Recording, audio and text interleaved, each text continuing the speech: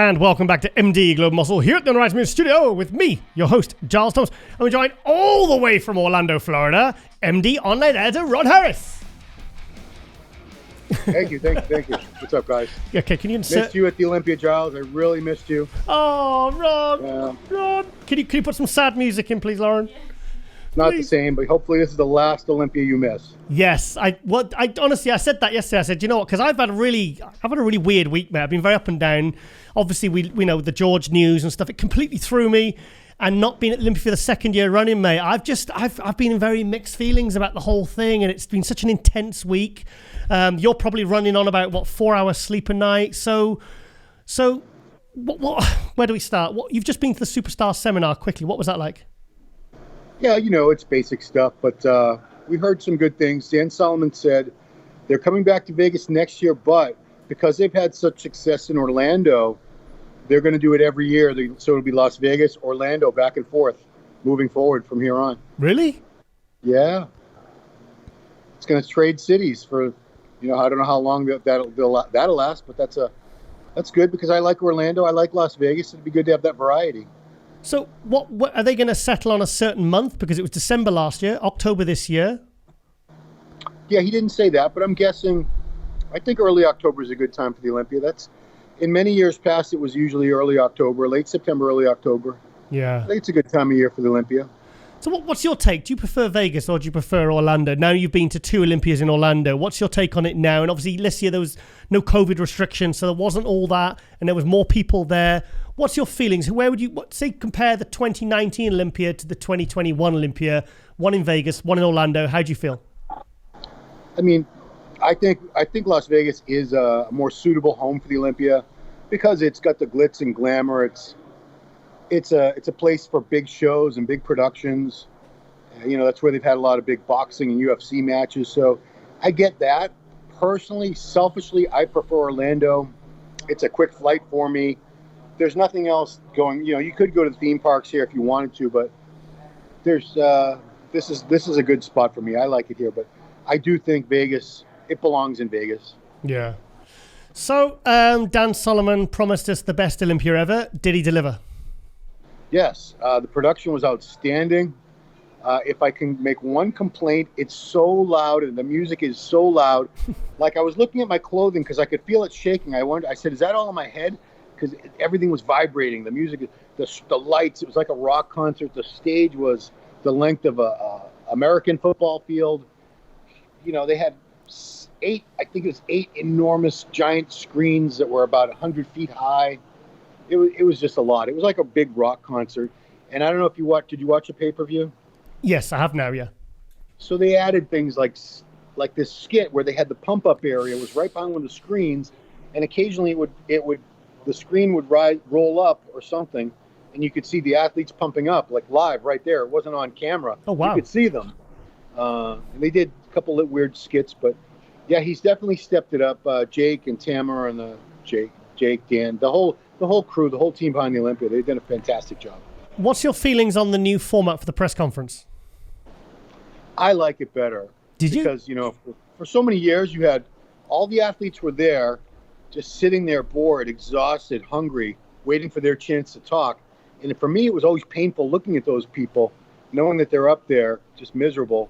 This, just bringing them out in small groups, at times, I wasn't there, but I watched the replay. At times it felt a little scripted. I don't know if it was or wasn't, as far as what they were going to say, what they were going to talk about. But I thought it was a lot more exciting this way versus having them all on stage for 2 hours waiting for their chance to talk. I think they had to, because remember that 2019 Olympia press conference? I remember because it was, apart from Luke Sando and Chris Bumstead, it was awful. No one really had anything to say. No one was really, in 2020, it wasn't that great either. So I suppose they had to do something to experiment, to try and switch it up. Yeah, I think it was success. Definitely a success. Good. So I'm glad. I hope he will keep it like that format. Once they have made an improvement, they never go back to the old way. Yeah. Well, it's good because, I mean, you think about, like, this is Dan's and his team, this is their third Olympia together. They've made big changes every year, you know? So with, like I said, the stage and all the LED lights, and there's been quite a lot of, I mean, there was quite a lot of new changes this year, you know, with the format and even when they called the new, what was it, was it the 212? They actually said, and new, and then he kind of dragged it out a little bit more. And I was just thinking, I mean, imagine for the competitors, that must drive them crazy. But I suppose they've got to experiment and try these different kind of ways to try and improve it, see what the feedback is, and, you know. But I like the fact that they're actually trying, they're having the balls to try different things to try and improve the show further. And Bob even has props for his jokes now sometimes. No! You see, at one point he said, "We have a tie." I can't remember which division it was. And everyone sort of looked at each other, and then he held up a tie. He said, "Did someone leave this tie in the lobby or something?" It was corny, but oh, no. Yeah, he went there. I respect that. I respect the effort, you know. So, right. So then, mate, what do you want to talk about first? Do you want to go straight into the open? Let's go straight to the open. Big Ramy. So, you know, I was hearing from people after Friday night's judging a lot online. It was very evenly divided. But I think actually there was more support for Brandon Curry winning based on the judging. I didn't see it that way. Milos is right next to me. We didn't see it that way. And we are both tremendous fans of Brandon, and we both prefer shape and symmetry over raw mass. So it's not like we were biased towards Ramy for that reason. I just did not see him as being off. He could have been a little tighter, and he did come in tighter Saturday night. But I knew all along it was going to be enough. I sent you the scores, and I didn't really peruse them. I don't know if Ramy had straight first. If you get a chance, take a look at that. No, because sure it's going to be up online eventually. In the first round between Brandon and Ramy, there was 1 point in it. Okay. Oh, so you saw that there was 1 point difference. 1 point difference. Yeah, I believe that. I thought, you know, apples and oranges, but where did Ramy beat him? I hate to say it, but just overwhelming size. He's a big guy with wide shoulders and back. His waist is small, and he's got those enormous quads. And when I heard Brandon, we did a quick interview at the Meet the Olympians Thursday night, and I think he said in other interviews, he's 10 pounds up from last year, and the condition was as good, if not better. So I was hoping when I heard 10 pounds, at least 5 of that would be in his legs, his quads in particular.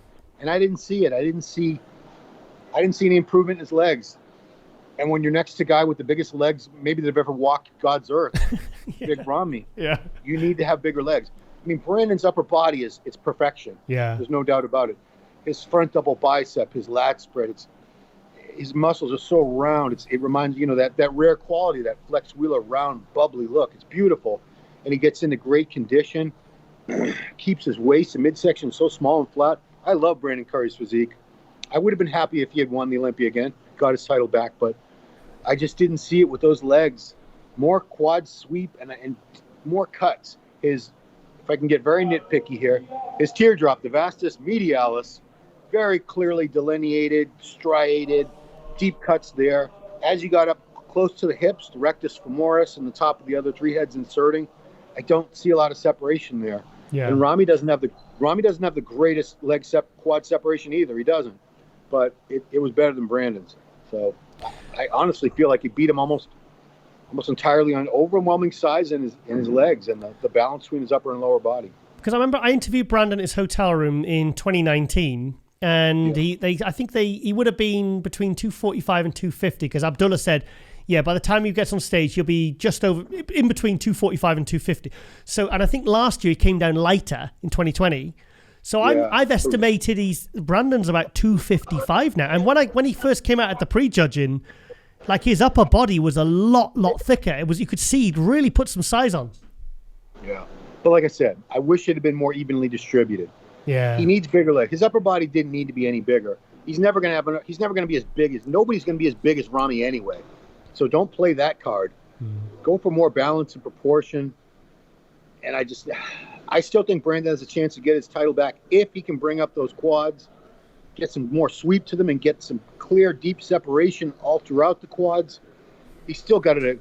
I prefer his physique overall to Ramy's, but based on the way contests are judged, even if I was judging, I would have still given it to Ramy. Do you know what shocked me is when, because Rami and his side chest and side tricep, I think he's unbelievable. But so was Brandon this year. When I saw them next to each other, like I think Milos said he gave the side poses to Brandon. Yeah. Like I said, Brandon was Mr. Olympia for a reason. Yeah. And like you said, he was 1 point away in the judging. He beats Rami in some shots. There's no doubt about that. And the side shots, yeah, that's Rami's wheelhouse. We all get freaked out by his side chest. There's just so much to look at. But Brandon's got better shape. There's no doubt about it. It's a beautiful body, and his upper body, pound for pound, you could even make the argument he's got as much size as Rami from a visual perspective. He's about 5'8". And would you say he's about 250 on stage? Well, if he was 10 pounds heavier, then I've estimated he's mid 250s now. Okay. So, Rami's, I don't know, 5'10". He might be 5'11". It's hard to say. So it's so hard to figure. I never get the heights right on these guys because I hear different heights for everybody all the time. You do. One thing I want to ask, Rami was 289 on stage last year. Rami at the press conference, they apparently weighed him on stage, was 303. For me, I mean, I don't know how much he dried out at, but I don't think, even if he was 300, to me, he didn't look 11 pounds heavier. What do you think he was on stage? I've got about 295 in my head. What's your thoughts? That's the exact number I was going to just spew out myself. Okay. I'd say 295. I bet we can't be off by more than a pound one way or the other, I bet. Chad might have given that weight away in some interviews, but he was definitely bigger, a little bigger than last year. Was he? People were saying they thought he looked better last year. I don't think so. I think he looked just as good this year. I think when I saw him at the pre-judging, I thought, okay, he's not as good as last year, because he wasn't, but he really sharpened up. Based upon what he brought on Saturday, I'd be interested in watching, straight after watching the night show posing routine, I'd like to go and watch then the 2020, because to me, I've just done a live stream, I've done a review in this episode, and for me, he looks exactly the same. He looks he looks as good. Yeah, and I said this I did a wrap up at right after the show, but I think he got tighter as last night went on. How they drag it out. They come out, they do the confirmation round, then they got to come out and do their posing. They bring these guys out several times throughout over the course of hours and hours. And every time I saw Rami last night, he looked sharper and sharper. So whatever him and Chad were doing, you kind of wish they had done it Friday, because then that would have sealed it. There wouldn't have been so much question about whether or not he deserved the win. Talk to me about Hadi. Yeah, Hadi was. I need to look at the scores again. I wish I had a chance to make some notes, but I bet he moved up. It just wasn't enough to get past Brandon and Rami. But Milos said he thinks Hadi won Saturday. He saw thinks that. the judge would have given him first. Did he? No, he's straight third. No. Straight third. Oh, okay. But, man, 100% better. He was, to my eyes, he was flat Friday night. Condition was still incredible, but when he showed up Saturday, he looked drastically fuller. And when you're full, as you know, the muscles push out against the skin. Separations are deeper, crisper. Man, his condition last night was just spectacular. One thing I did notice, because I remember seeing him at San Marino 2017, I always talk about it, his readable bicep was his only weak pose, but I don't think it is anymore. Because what's your thoughts? Yeah, his back is still not the greatest. He still could use a little more back thickness and detail compared to some of the other guys. But man, as an overall package, he's got so much dense, striated muscle with so much detail and density. And let's talk about the shoulder thing. Let's not pussyfoot around the issue. Yep. People were saying he was going to be penalized because there was a video that went around there where his shoulders looked very funky in a training video that Hani had posted. And, I've been talking to a lot of people. A lot of people have been coming up to me about that. And I said, and these are all gear users, all of us. So I say, Where do you put your gear? Where do you inject? And everyone said, my glutes and my delts. I said, exactly. I said, if you want to tell me, you can tell me how many shots a week do you do? And someone would say 2, 3. I said, well, at that level, they're using, let's be real, a few different things. Yeah. And there's going to be multiple shots where you got to put it somewhere. I don't think Hadi would be stupid enough. And Hani Rambod, I did his column for 10 years with him for Muscular Development magazine, very much against site enhancement oil. He hates it. He advises all his clients against it. He would never condone it. And a guy like Hadi, who's going to be under such scrutiny in the Mr. Olympia stage, I don't think he would ever condone or support Hadi Choopan putting anything in his delts except maybe gear that he had to put in. One thing, I've never thought it was site enhancement oil. I know it's gear, but do you know what? It should. It is distracting, mate. It is detracting from his physique. It is something. I watched his posing as he walked off. It doesn't look good, and he's not really addressed it. I just put it all. I mean, like I said, let's talk frankly. Let's talk openly. Stick it all in your glutes. Do you know what I mean? Even if it's painful to sit down on the toilet, I don't care. Put it in your glutes. It's just. Well, the problem. We're getting very technical here with. Well, you got to. Realistically, we've always been told. I was told from day one, the upper outer quadrant of the glute, because that's where there's the least amount of nerve endings. Yeah. It's not an issue of pain. It's an issue of if you stick a needle and hit your sciatic nerve, you're gonna be in a world of pain. You could even get paralyzed if you screw up badly enough. Yeah. Hey, MK, take it easy.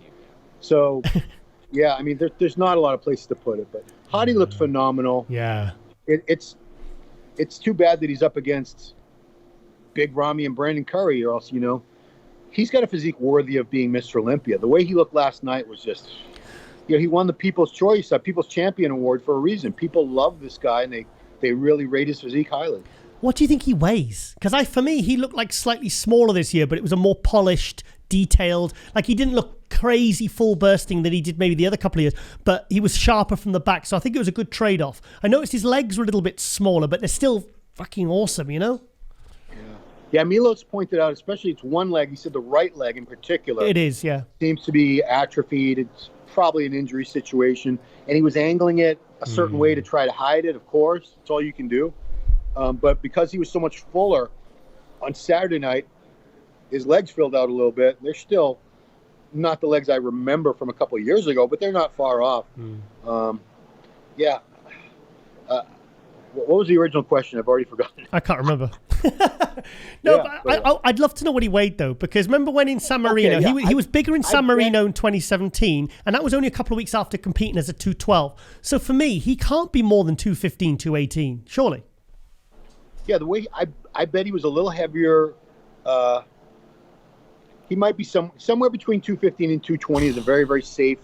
Yeah, I mean, incredible. 218.4. How's that? 0.43721. Yeah, yeah. So Nick Walker, we were right. Also, we were right on our predictions. Sorry, fourth place. Let's talk about fourth place. Hunter Labrada. Yeah, Shocker. what a move. He was 8th place last year.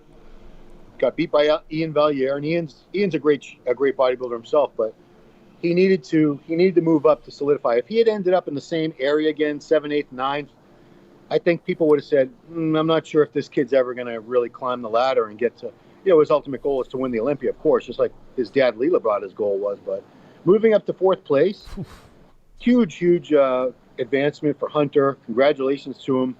I got to be nitpicky. I still want to see better condition from him. Yeah. Crisper, clearer. He always looks like he has a little film of water or something. And I don't know if it's because he's just so much bigger than his dad was, because Lee used to get into this phenomenal condition back in mid and late 80s, early 90s. Paper thin skin, every little fiber of the muscle showing. And Hunter's got so much size and beautiful shape. If he had that extra level of polish and detail, it'd be that much more impressive. Crazy to think he's probably 50, 60 pounds heavier than his dad was on stage. He is, absolutely. Yeah. And do you know what? Hunter, when I saw first call out, I thought, no way Hunter Labrada made first call out. I don't believe it. Seriously. But then I didn't realize when I actually put him next to Nick, when you put him next to Bonac, I didn't realize how big he was. Because we've only seen him next to Brett Wilkin. We've seen him next to these, the top 5 Olympians, the Rammies. I can't believe how big he looked next to those guys. I was really impressed. Yeah, he's got some. When you stand next to Hunter, you realize I've stood next to him a few times now. He is a big guy. I'm not going to call him a kid anymore. I think he might be 29 or 30. He's still a very young man, but shoulders out to here. Could use a little more chest and back thickness, but he's got a lot of dense, thick muscle, small waist. He's a big kid, man, a big guy. Did he deserve to beat Nick? That's debatable. I would have been happy either way. If Nick had beat him or if Hunter had beat him, It's another case of two very, very different type of physiques. Hunter's got a much prettier physique, much better shape and flow aesthetics to his physique. It's more along that classic bodybuilding vein. But Nick is the mass monster's dream. He's just packed with so much dense, rugged, gnarly muscle. Doesn't have a narrow waist. I would call it a little bit blocky, but you know what? Some of the greatest bodybuilders of all time, you could say the same thing about. He's done a fantastic job with his structure and everything else. I know his fans were deeply upset, of course. Well, we thought he'd be sort of fourth, fifth, didn't we? So we were right on that one. But I mean, I think he's won the New York Pro, he's won the Arnold Classic, top 5 in his first Olympia, and he's 27 years old. I think he's in a very good spot. Yeah, we had a brief interview last night. I was able to snare him on his way out while he was eating a cookie, and he said he hasn't really had an off season in a very long time, and that's what he's looking forward to really work on areas that he needs to work on and refine, polish, because I don't think he needs to be a lot bigger than he is. He's got pretty much all the sides he ever needs. It's all about bringing up certain key areas now and getting that extra level of muscle maturity that only comes with time. But he's going nowhere but up. I remember I talked to his parents on Friday after the judging. They came up, great people, his mom and dad. And, they seemed a little crestfallen when I said he's probably going to be fourth or fifth. Because, of course, they want him to win. He's training to win. He's very confident. I said, not this year. I don't see that for him. I don't see him pushing Rami now. Give him a little time. Just give him a year, 2 years, 3 years. Nick will definitely be one of the very, very top Olympians for a long time to come. What do you think he needs to do to improve?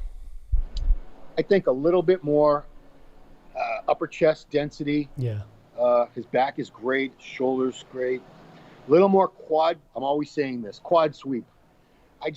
Quad sweep can make or break a physique to me, and he's got a good amount of it. He needs more to really give that impression of, like Ronnie had. Ronnie had that giant, thick, massive upper body, and then the lower body also had the quads that came flaring out of nowhere. Same thing with Rami. It just adds to the overall visual picture. What was your feelings on Bonac? I thought Bonac looked pretty good. I know his legs, overall, I've seen him look bigger and fuller. I was kind of shocked. I thought he was still going to be in the top 5. I wasn't sure who he would have had to knock out of there. It would have had to either be Hunter or Nick for him to achieve that.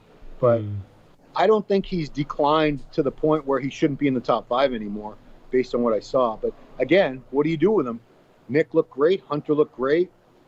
Top 3 was a lock. Top 3 was definitely not going to change. That was going to be, Rami, Brandon, and Hadi regardless. So I feel for him. I hope this isn't the beginning of a downward spiral, because he was great. He still looked fantastic. Just not the best I've ever seen, for sure. You were at the Arnold. You were at Tampa, I believe. You've seen Ian Valliere a few times this year. Was this the best Ian Valliere all year? I'd say it was on par with. I wasn't in Texas, but he looked fantastic from all the pictures and videos I saw in Texas. It was on par with that. He's very, very consistent with all the multiple. Was that his 4th show? Yeah. He gets a little tiny bit better and better every time, but he doesn't backslide. So, I got to give this guy props, especially we all know what he's been going through with the personal situation that happened. So for him to keep his head in the game and to still show up looking as fantastic as he did. That's true. How many people would be, I know if something like that happened, things like that have happened in my life at various times in younger years, and I freaked out mentally, physically, everything went downhill. So Ian Valliere, true champion, kept his focus, kept his drive, and he brought his A game. It was at least as good, if not better, than the best I've ever seen him. Your feelings on Justin Rodriguez? Yeah, Justin, I think he got. I didn't see the score sheet. Was he 7th or 8th? Valliere was 7th. I think he was 8th. Akeem was 9th, and then Shaban was 10th. Yeah, I mean the bottom of the top 10, if you want to call it that. I hope that doesn't sound bad, but they all look great. Akeem, I've seen better. Yeah. Justin, I think Justin was able to at least bring back the look that he had at Indy Pro, which was probably the best I've ever seen him. I've probably seen Justin a good dozen times now compete. There were a couple of years in the early years when I was seeing him where his condition was up and down. Some shows he'd be a little off. It wasn't consistent, but he seems to have really found his formula now. He's one of the best. But this is the Olympia. To make 7th or 8th place in the Olympia, that's still tremendous achievement. So you touched on Akeem there. I was disappointed with Akeem. I was expecting something better than we saw at the Arnold, something better than we saw at Puerto Rico, something better than we saw at the Olympia last year when he took 6th. What was your feeling? I was gonna say this in one of my wrap-ups, but I don't know if he has thick skin. I mean, literally thick skin. I don't know if that's the issue, because I've never seen as much crispness and clarity and the deep separations that I wanted to. He's come so close a couple times. I think if he had looked like he did last year at the Olympia where he was 6th, he would have fared a little better here. But yeah, a little blurry, a little bit of film. Just not, when you have someone with that type of physique with beautiful, he has great shape.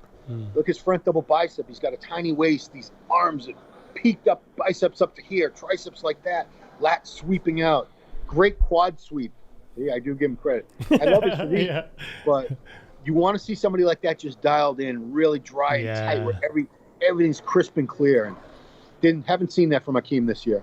I hate to ask this question, but how do you think Nathan Diasha would have fared?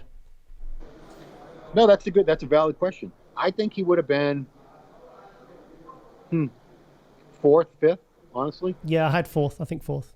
Yeah, I mean, nothing against Hunter or Nick, but geez, the way Nathan looked winning that Arnold UK a couple weeks ago, so big. He's got such beautiful shape, so big and full, and when he's in great condition, he's one of the best. I think top 5 for sure. How do you think Steve Kuckler would have done? Steve would have struggled.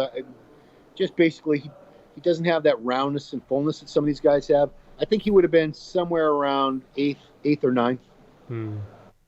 Yeah. Okay, so we'll leave that on the open, guys. Let's go to the 212 because go talk about the 212. So yeah, it was very close. It was so close that I didn't know which way the judges were going to go with it.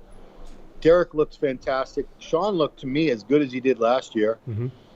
Some people were saying they thought he was sharper last year. Maybe he was a little sharper. Still, he's got so much going on. He is a little Ronnie Coleman, Flex Wheeler hybrid. Exactly what I said. He's packed so much size on that frame. He looks like he's about to burst. But the problem is, it's a small frame. It's a narrow frame. His clavicles aren't very wide. It's hard to tell because he's packed on so much size on top of those clavicles with his deltoid mass and the lats, everything, so much muscle. But when you put him next to Derek, I honestly think it came down pretty much just the structure. Derek's clavicles and his back, they're so wide. He still has a small waist. And he doesn't have the same leg development to me that Clarita has. Sean's got better legs, I think. Derek has better calves. But if we're talking about quadriceps, to me, it just came down to structure. I would have been happy either way, but I'm so happy for Derek because we've both known him since the journey. You know, I was there when he turned pro, and I was there the next week. You were there too when he won in Tampa, 2017. a week after he turned pro. Yeah. And we saw the potential. Yeah. He took 2nd place at the Olympia twice before, so I was really, when he backslid to 4th last year, I was a little bummed. I said, geez, this kid was really moving up. He was the heir to the throne, and I don't know what's going to happen now.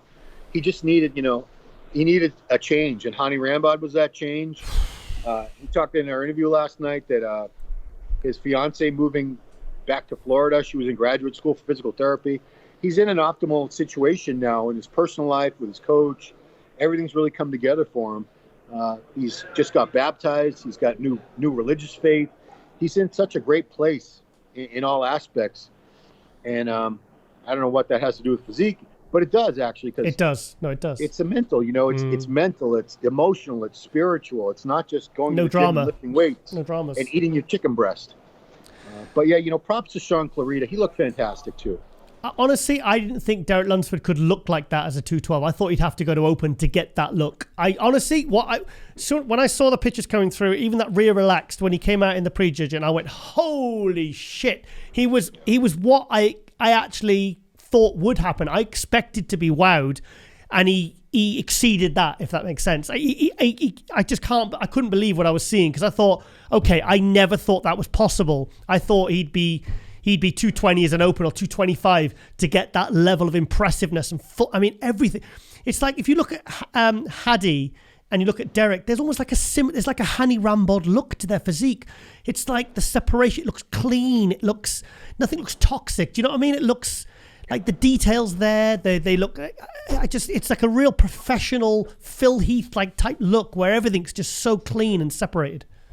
I'm looking because Rami's over there taking pictures with people. Give him a wave, give us an interview, Rami. But you know what? It's funny in this. We just wrapped up the Superstar seminar they do the morning after with all the winners. Yeah. And it's Q&A. It's a Q&A thing, and Derek did talk about Hani's first thing. He says, before we even talk about the diet, I'm a trainer first, Hani Rambod. Okay. And he got him on the FST7 program. He said, I want you to be more 3D, 3D, 3D. That's Hani's word that he always used when he was talking about Phil years ago. And I do think I don't think any one training system is magical or far superior to any other training system. But if you've never done that type of volume training and the 7 sets with just very 30 seconds rest between, it did give him a rounder, fuller look. There was more volume to his muscles because he's always been a big, big kid. We know this. But he never had that real round, full quality to his muscles until this year. So then, with Kamal 50 years old in third, you're going to give us a comeback, mate? I'm debating. It's up in the air. But isn't he inspiring you at that age to still be coming in as good? He's inspired me, and then I feel for Kamal because he delivered on what he said he was going to deliver on. He said, "I'm going to bring my best package ever," and who does that at 50 years old? He did. Yeah. Derek Lunsford won the class almost half his age. He won the show. Kamal, for the career he's had and the fact that he waited so long to jump into the pro league at this level where he's belonged for a long, long time. I just feel that when he stands next to someone like Clarita or Derek, he gets outsized because I'm a big fan of shape and symmetry and flow and proportion and condition, and he nails all those things. It's a wonderful physique, a beautiful physique, but you have to compare mass-wise as well. And Derek's a bigger guy, and Clarita's a bigger guy. So third place, very, very impressive for him. He has nothing to be ashamed of. For me, I thought like the top three in the Open, I thought it was very clear who the top three were, and I just I was literally flipping a coin between Derek and Sean Clarita because Sean Clarita said he was going to be 8 pounds heavier this year. For me, I think he was a little bit heavier, and I think it all went to his back. But I think at the pre-judging, it looked like he wasn't quite as detailed as last year. But then I expected him to pull it out the bag for the finals. But then I saw the posing routine how Derek looked at the finals. And Derek just pulled ahead. But anyway, back to Kamal. I felt like he was as good as he ever was. But at the pre-judging, he looked a little bit flat. I think once he started posing, he started to come alive. Because he's one of those physiques. You can look at him in a lineup and think, oh, he's got a nice physique. But then when he poses, things pop. And that readable bicep and all the separation and all the detail. It's just incredible, So Angel Calderon, 10th in 2019. He was 7th last year and 4th this year. How do you feel about that? I think he's where he belongs now. Yeah. He's not being overlooked. Guys are phenomenal. The Rami crew is very loud, but shut up. It's a bunch of Egyptians. Wow. But he was that's probably the best I've ever seen him. I think he looked a little better in the lead up on the Instagram, and I don't know if that was just more favorable lighting wherever he was taking the pictures, but he was so grainy, so dry, and every little fiber, every detail you could see. Yeah. And stage lighting is very unforgiving. It's merciless. It doesn't do people favors. It really doesn't, because you can't really control the lighting. It's coming from so many different directions. But I thought Angel was the best I've ever seen him on stage. Very well deserved, and he was very, very appreciative and happy to get fourth. You could see the gratitude and the joy on his face. He was so happy to be up there in the top 5 finally. He comes back with bigger legs this year. How is he still 212? I don't know. Is he about 5'3"? I don't know. No, I think he is. I think he is literally that short. But I saw him at in Alicante last year, and you see him on stage next to the other 212s, and you walk out and you think, okay, why is this guy with these guys? Because he's clearly in the wrong category. He's too big. Yeah, but he's someone I wouldn't advise him to move up to open. I think he's right where he belongs. I think he's a phenomenal 212 champion. He gets down to the weight every time, and I think that's the best 212s look like they belong in the open. When you see someone like Lunsford, or you say, how does he make weight? How does he only 212 pounds? To me, that means if someone gives that illusion of being so much bigger and heavier, wow, that means that they're doing their job right. What a year it's been for Nathan Epler. Yeah. Fifth place. Honestly, when he won in Indiana, I was impressed with the condition and so forth, but I didn't think he had much of a future as a 212, simply because I thought once he gets to the next level, once he gets like the Olympia, he's going to look so small compared to these guys who are 5 inches shorter than him, 6 inches shorter, whatever the case may be. And the wonderful thing is, size-wise, he does not compare to those guys. He doesn't. You put him next to an Angel or Sean or Derek, they totally outmass him. But he's got such a beautiful structure and shape and a tiny waist, and he brings condition every time, 100% dialed in perfectly. I've only seen him a couple times, but both times I was just blown away by his condition. It was the New York Pro he won. He got second to Tony O'Burton at Indy. Yeah. He got second, and then he got first, and then he qualified, and was his second pro show. Yeah, you're right. Which show? He won New York Pro. You're right. It's been a long year. Yeah. He's been doing a lot of shows. But, and Ashkenani in sixth, whatever. But we'll leave it on 212. Just quickly touch on Classic before I let you go. What's your feelings? I had Chris winning all along. Yeah. And I love Terrence Ruffин's physique. To me, Terrence is more along the lines of Classic. Yeah. He reminds me more of those golden era guys, the Serge Nubres, the Robbie Robinsons, the Frank Zanes, a modernized version of that. And his condition was so great. And he brought back the Survivor routine. I was so happy. I love that routine. I love it. Because he did that, I don't know if it was 2017 or 18, the first time I ever saw him. He won in Toronto. And that was the routine. And I've seen a lot of great posers in my time. And to me, that was the first guy since Kai Green that really just blew me away. Like, wow. Yeah. That was an incredible routine. What a display. I think it was 2019. I'm sure it was. No, it was earlier than that, because 2018. I remember he was only 23 or 24 at the time when he won the Toronto. Wow. Yeah. That's incredible. Absolutely incredible. Bumstead deserved it. He looked better last year. I don't think too many people would argue that. Yeah. He was tighter last year. If he was a little bigger this year, maybe he was. It didn't really translate because the condition wasn't as dialed in as it was last year. He tightened up a little bit for the finalists, but I saw certain areas, the quad separation, the upper quads, the lower back, I saw a little bit of a blur. Based on last year, he was tighter, but well deserved. Milos and I both got some heat for saying he just had to show up. As long as he didn't oversleep and miss the show, he was going to win. I hope I didn't. I really hope Terrence and Breon, the others, weren't upset, because I'm huge fans. I love Breon's physique. Much respect. Terrence, same thing. I'm a big fan of both of those guys. I just, based on what the division's been doing with their judging, if Chris won the last 2 years with that look, and he brings that look again, how does he lose? And he didn't. Another new guy, because I was saying in the hot news, I was saying, if the Iranian fans for Hadi are the most dedicated, most loyal, most supportive fans, what are the Brazilian fans like for the new Ramon guy? I mean, there's like an army of them. It wasn't just him. It was, the wellness. I missed the wellness finals, but I was there at the judging. There had to be a good 500 plus fans here from Brazil. It's incredible. Easily. Incredible. And they are so supportive, so loud, so vocal. All you could hear was Portuguese screaming. And they had a lot of athletes in the show in different divisions, in bikini and wellness, in various divisions. But I was impressed. I had never heard of this Ramon Rocha Guerrios. Something like that. I'd never heard of him before this weekend. I had no idea who he was. Went right past him in all the previews, like, nope, don't know who he is. Didn't even mention him. Yeah. But wow, he's got a bright future ahead of him. Big guy, great structure, beautiful condition, confidence, stage presence. We're going to be seeing a lot more from him. Okay, the last guy I want to talk about in the Classic is the 23-year-old. I love seeing the new faces. I love seeing all the new guys getting a chance. But Urs Kalasinski, 23 years old, third pro show. Third in his first pro show, wins the New York Pro? Tampa. No. Wins the Tampa Pro, and then he goes and gets fourth in the Olympia. What was your feelings? Yeah, the great thing, I say the scary thing, but when I say it, I don't mean it's like frightening. The scary thing about Urs is he still has something like 10 or 11 pounds left before he's about 10 or 11 pounds under the weight cap for his height. Wow. And, Milos was talking. I always respect. He's got a better eye than me. I wouldn't argue that. He said legs are pretty much where they need to be.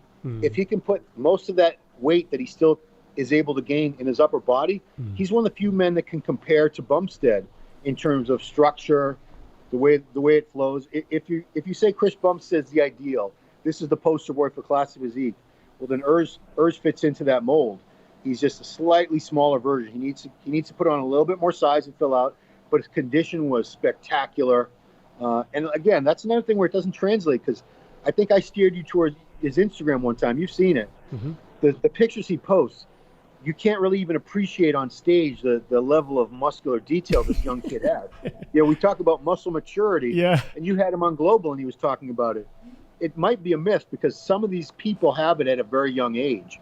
And some people never get it, as long as they can train their whole lives and they never get it. But Urs, what really gets me is his enthusiasm, his passion. It radiates out of him. Smile from here to here. He was so happy to be on that Olympia stage. He's been dreaming about it his whole life. He follows all the pros, the media people. He's a super fan of the sport, and he's great for the sport because he's young, he's got a great attitude, and he's going to, just like some of these other guys like Nick and Bumstead and Regan, they're bringing a lot more of the young people toward the sport, and we need that. He's going to be giving Bumstead hell next year, I think. I don't think it's even going to be a couple of years. I think it'll be next year. I think he's already fourth place, and the confidence and the benefits that's going to bring, which is going to enable him to help improve his physique. I think he's going to be top 3 next year. I really do. I think he's going to be that much of a force, because if you can come in 10 pounds under the limit and your upper body clearly has more room to grow, and you're getting fourth place, that's in a really good spot to be in. Right, the final question I want to give you is, of all the divisions, who in your mind was the clearest winner? Clearest winner of all divisions. We're only going to talk about men's divisions. No, all of them. Okay. The ones you Andrea saw. Shaw. Yes. Okay, Andrea Shaw. I knew you were going to say that.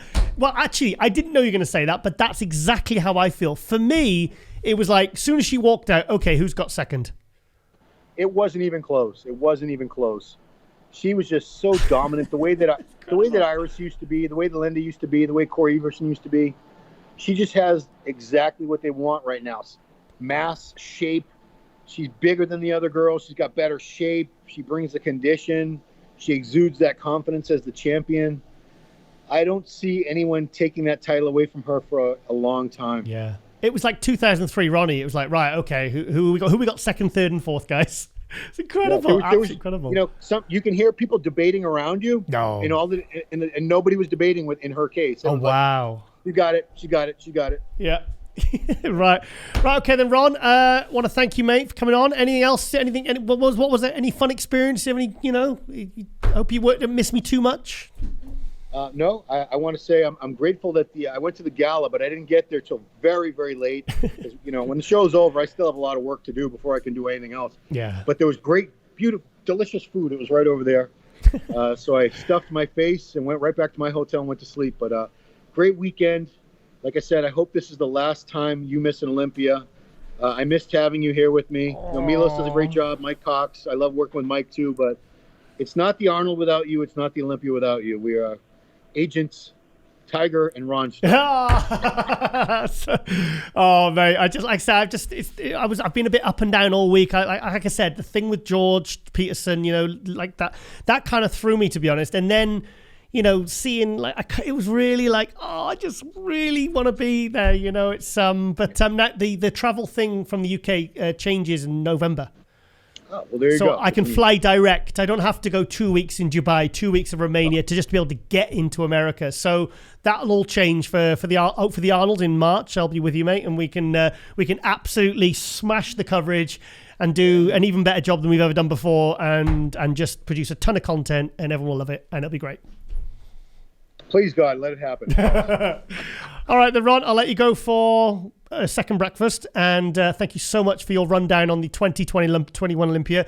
You did a fantastic job, and I'm glad I got this because Milos did a lot of the talking in the wrap-up last night, and I'm not criticising him because it's great that he's got all the, but I wanted to hear your opinion more, so I was really excited to get you on today because I really wanted to get your take on everything that went down. You did a fantastic job, and like I said, I know exactly how much work these things, these events take. I don't think people realize sometimes when you're not behind the camera, you're on social media, you're on the forums, you're doing this, you do it. It's just, you're grabbing a couple of hours sleep, and it's very intense. But like I said, you'll have your wingman there back with you next year, mate, 100%. Thank you. I need your help because, people don't realize, and I'm not complaining. There's a lot of jobs that involve long hours, but these are very long days and nights. We start early in the morning. We don't get done till early in the morning the next day, basically. Yeah. You sleep a little bit and you go back and you're at it again. But this is the Olympia. This is what we live for. This is our Super Bowl or whatever you want to call it, your World Cup for you guys. I don't know. What's that? It's I'm so happy to have the opportunity to be doing this, doing what I love. Yeah. Very appreciative and grateful to MD, to Dan Song, to everyone, everything, and that makes it possible. Jake Wood, all of them, because it's. This is what we live for. I'm so glad Jake and Dan are at the helm with this. I'll say that I'm very, very happy that they're the ones in charge of this because I think they do an amazing job, and they continue, even with COVID last year, they still managed to put an Olympia on all this. I can't imagine what goes on behind the scenes. It's just, so I'm very, very appreciative of the fact that they're taking it over, in the last couple of years. And also a big shout out to Jen and Hector, Chris, Mike Cox did a great job as well. Milos did a fantastic job. So, who else? I haven't left anybody out, have I? Dave. Well, let's see. Dave Boudin, yeah. Chris Griffin. There you go. Mike Cox, all the people, yourself, Jen Widmark, Jerezi, of course. Yep. Everyone behind the scenes, because, like I said, I'm the face. You see my mug all the time, me and Milos, but you don't see Hector. You don't see the people that are behind the scenes doing a lot of the important work to make the coverage work. So, and of course, I have to thank High Tech Pharmaceuticals, because without them, wouldn't have the flights, the hotels, all the things we need to be here and to do the coverage. All right then, Ron. Thank you, High Tech. Yeah. All right then, Ron. Thank you so much. And like I said, great job, mate. And I'll safe flight home, and I'll speak to you very soon. Thank you, sir. Cheers, Ron. Speak to you soon, mate. Bye-bye.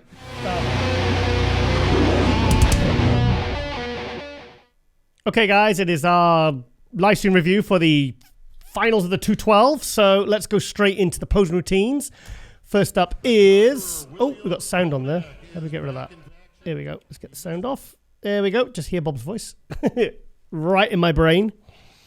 Right, okay. I believe the first competitor to pose is Kamal O'Gargny. I'm not sure how many got to pose in the 212. I'm guessing it was only the top 6. I've got a funny feeling. But surely they should let the top 10. Oh, yeah, Olympia Beach. Oh, I see what they've done. Muscle Beach. Oh, and it's taken off the original Gold's Gym. That red building, that's the original Gold's Gym. The one that got shut down 20, 30 years ago before they moved to the other Gold's Gym. And then they've done it at Muscle Beach. So it's a tribute to the Gold's Gym, Muscle Beach, 70s Arnold era, which is kind of cool. So that is a very big Sando, probably a lot taller than Kamal. So that's like 20 foot tall. Right, okay, Kamal O'Gargny, the 2019 212 Olympia champion. I think Kamal is 50 now. I think he's 50 years old, and he's still making improvements. Very, very, very competent poser, Kamal. I've been friends with Kamal for 22 years. Travelled all over Europe with him to different shows. He won all of them as well. Absolutely incredible. And, I think third place here today. He was second place last year. Is that right? Yeah, second place last year. Beaten by Sean Clarida. Really wanted to get his title back. He says he's still going to keep going for another 3 to 4 years. So we're going to see Kamal going till he's 53, 54. But look, I mean, the guy's been getting better the last few years. Finally got his pro card given to him in 2017. He decided to do the first pro show of 2018, which was the Arnold Classic. So a lot of people didn't have a clue who he was. And he ended up winning the Arnold Classic. Won and got third place at the Olympia that year. He was 2019, he won it. 2020, dropped second, and he's third place here. Very, very, very beautiful aesthetic physique, Kamal. There's no signs of aging. He's lost a little bit of sweep on the quads, which sometimes, guys, when they get into their 40s, they lose that. Is it sarcopenia or something? Sarcopenia, I think it's where they actually start to lose. I don't know. That's what I've heard. But yeah, what a fantastic physique. I wonder what he weighed. I think he was 205 when he won the Olympia in 2019. I think he was 208, 209. It's like 4 pounds heavier. He looks kind of the same sort of body weight and size as he was last year. So, but he's still underweight. Well, a few pounds under 212. Not as many as Sean Corrida, like. But yeah, lovely. Yeah, I've seen better posing routines from Kamal, but yeah, he's pretty standard posing, really. He's a very competent poser. Very, I've seen him compete many times. Okay, who's next on the 212 list? Nathan Epler. This was the big surprise of the show. Top 5 Nathan made. He made 5th place. He won was it New York Pro or Indy? No, he gets second to the Indy Pro to Tony Burton, and then he won the New York Pro a week or two later. And I like this guy's physique. He wasn't in my conversation for being a top 6 before the show, but he was in those top call-out, first call-out, I think. And presented a very clean physique. I've had him on Globe Muscle before. Definitely needs more arms. But I mean, he must be so happy with his first year in the 212, pro win at the New York Pro, and he's making top 5 at the Olympia. Yeah, fantastic. These back shots are very good. His hamstrings, glutes, back, his lower lat serrations, very impressive. Yeah, I'm guessing I can't remember his body weight because I think he's quite tall. So maybe he is close to the 212 limit. I'm sure he said he was going to eventually go to open one day, but I like his shape. He's got very distinctive shape, good muscle flow. He's got improvements he can still make. So if you've got improvements you can still make on your physique and you're making top 5 at the Olympia, that's a very good place to be in for future Olympias. So let's have a look. Yeah, very fresh. The look to his physique is very clean lines, good separation. Looks healthy. It looks really good. Yeah, good condition. Yeah, very aesthetic as well, which is nice. Very like Kamal, really, very aesthetic physique. So, yeah, his condition's spectacular. Absolutely spectacular. Yeah, one of the real surprises of the show, I think. Making top 5 here. Look at his lower quads. They're absolutely bulbous. Crazy. But I like his shoulder to waist ratio. He's got nice wide shoulders, tiny little tight waist, flat stomach, good abs. Fantastic show in there. I've seen his Instagram and he was very happy with that top 5, as I'm sure you would be in your first ever Olympia. Very impressive. Yeah, very impressive. Who's next? I'm guessing Engel Calderon. Is it? Yeah, it is. I don't know that. I swear on my life, this is the first time I've seen this. This is Angel Calderon. He was 10th place in 2019. I put him in my MD column as the kind of, was it newcomer or superstar or something, or the one to watch. He was 7th place last year, and I was absolutely thrilled to see he'd moved up to 4th place here. I mean, that's a continual rise. 10th, 7th, 4th. He won 4 pro shows last year going into the 2020 Olympia.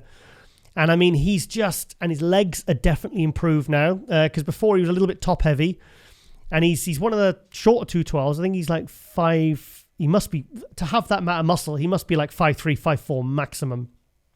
But his legs have definitely come up this year, and his condition is it's freaking insane, really. So, is he Spain's best bodybuilder? I suppose he is, isn't he now? Spain's best bodybuilder? Yeah.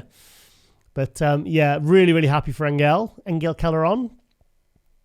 Yeah, really. Yeah, his legs could definitely still come up a little bit more. I'm guessing he'll be doing Alicante. If there's 212, is there 212? Most likely. Yeah, well, he won Romania he did Romania last year, I believe. Yes, he won Romania last year, which qualified him again for this year's Olympia. Yeah, very good package there. Yeah, fantastic. Really good showing there for Angel Calderon. There's people walking on Muscle Beach. The LED strings to make it look like Venice Beach. That's kind of cool. I wonder how many people get that reference. The Muscle Beach, the Gold's Gym, the Bit of a theme running there. Here we go. The champ, Derek Lunsford. I said on the Olympia preview with Ron Harris and Lauren that I thought he would be the shock of the Olympia. And oh my God, wasn't he? Absolutely phenomenal. I didn't think he could bring this as a 212. I thought it wasn't possible because last year he said on Globe Muscle a couple of episodes ago that he was prepping as an open, and when him and Hani Rambod teamed up, Hani says, don't worry, I will get you down to 212 and we'll bring the best package that you've ever brought. That's exactly what they did. They absolutely delivered. I mean, that's the shot, that one there. Oh, so good. It looks so good. His legs haven't disappeared like they do when he normally drops down to 212. This is a condition we've always wanted to see from Derek. Derek won the NPC USA in 2017. A week later, did his first pro show, won the Tampa. 6 weeks later, look at this. Wow! Game over, guys. Got 5th place at the Olympia in the 212. Won Rookie of the Year. 2018-2019 was second. He was second in 2018 to Flex Lewis, second to Kamalo Gargani in 2019, and then dropped to 4th place last year. And it obviously completely fired him up because the package he brought here, I saw it prejudging. I was like, no one's beaten that, not even Sean Clarida. I had him as the winner, even after prejudging, and he looked even better for the night show. But it was very, very close between him and the defending champion, Sean Clarida, the Giant Killer. Wow, that frontal bicep with a vacuum is absolutely incredible. He's just blown my mind. Absolutely blown my mind, Derek Lunsford. Fantastic. And he's still, was he 28 years old or something? He's still so young. So be interesting to see. Well, he's going to stay 212, even if it's a struggle. I'd imagine he'll be staying as a 212 for at least a couple of years. Here we have the current was the defending champion, Sean Clarida. Supposedly he was 8 pounds heavier this year, but I don't know. I don't know it's 8 pounds. I think he was 177 pounds last year. It's phenomenal, Sean Clarida. Just an absolute, just his work ethic, and every single year he comes in bigger, better. Yeah, tell you what, it was close. He is like a Ronnie Coleman Flex Wheeler hybrid. And he's still, 182 pounds, maybe 183 pounds. So he's still like 25, 27 pounds under the 212 limit. But what he's done with his frame, the amount of muscle he has crammed onto that frame is absolutely unbelievable. And we've probably still not seen the best form of Sean Clarida, because you know exactly what he'll do. He'll be coming back next year, even bigger, even better. And now he's lost the title to Derek Lunsford. He's going to be really working hard to get that back. So it's going to be exciting for next year now. But he's such a consistent bodybuilder, such a hard worker. I mean, the weights this guy is lifting for his body weight it defies belief, to be honest. If you actually watch his Instagram, I mean, he's throwing around ridiculous weights, good form as well. So absolutely fantastic. Yeah, he lost this by an absolute squeak. Yeah, phenomenal physique. I think I haven't messaged him yet. I haven't spoke to him about how he feels, but we'll have to get him on Global Muscle. But to be honest, he'll be back bigger and better next year. So Derek had better really make sure he does everything he can to stay in front of this guy, because this guy is, and also Kamal, these two guys are really, really... So you got the top three have all got an Olympia title each. Sean Clarida, 2020, Derek Lunsford, 2021, Kamala Gargani, 2019. And all three of those will be back next year, I'm assuming. Because all three want their titles. So one wants to retain it, and the other two want to get it back. So, yeah, he's so thick. Look at his shoulders. It's crazy. He was 155 pounds when he did his first Olympia in 2015. And he's now, 30 pounds heavier on like a 5'1", 5'2" frame. Yeah, he's really short. Where's he going? Oh, the 212 guys go out the other way. I'm the champ. I can do what I want. Yeah. That was probably the last hours as the defending champion. The last hour of his life as a defending champion. Yeah. Well, he'll be back next year. So I'm assuming it was just the top 5 to pose. Yeah, I think it was. Right, okay, we'll leave it there. Just wanted to do a little bit of a a review of the 212 posing routines and see how they look. But I can see why Derek Lunsford was a decisive winner there. But Kamal, obviously, and Sean Clarida, Angel Calderon, and Nathan Epler all brought absolutely sensational packages. They're all their best yet. All 5, I would say, were probably their best yet. Was Kamal better in 2019? I think Kamal was slightly better last year, actually, when he got second. I think he was better last year when he got second than when he won the Olympia in 2019. Did he? Yeah, he was bigger, and he was slightly... Yeah, that's neither here nor there. Okay, guys. And welcome back to MD Global Muscle here at the Horizon Media Studio with me, your host, Giles Thomas. And we're joined all the way from Las Vegas, Milos Sarcev. Hey, Giles.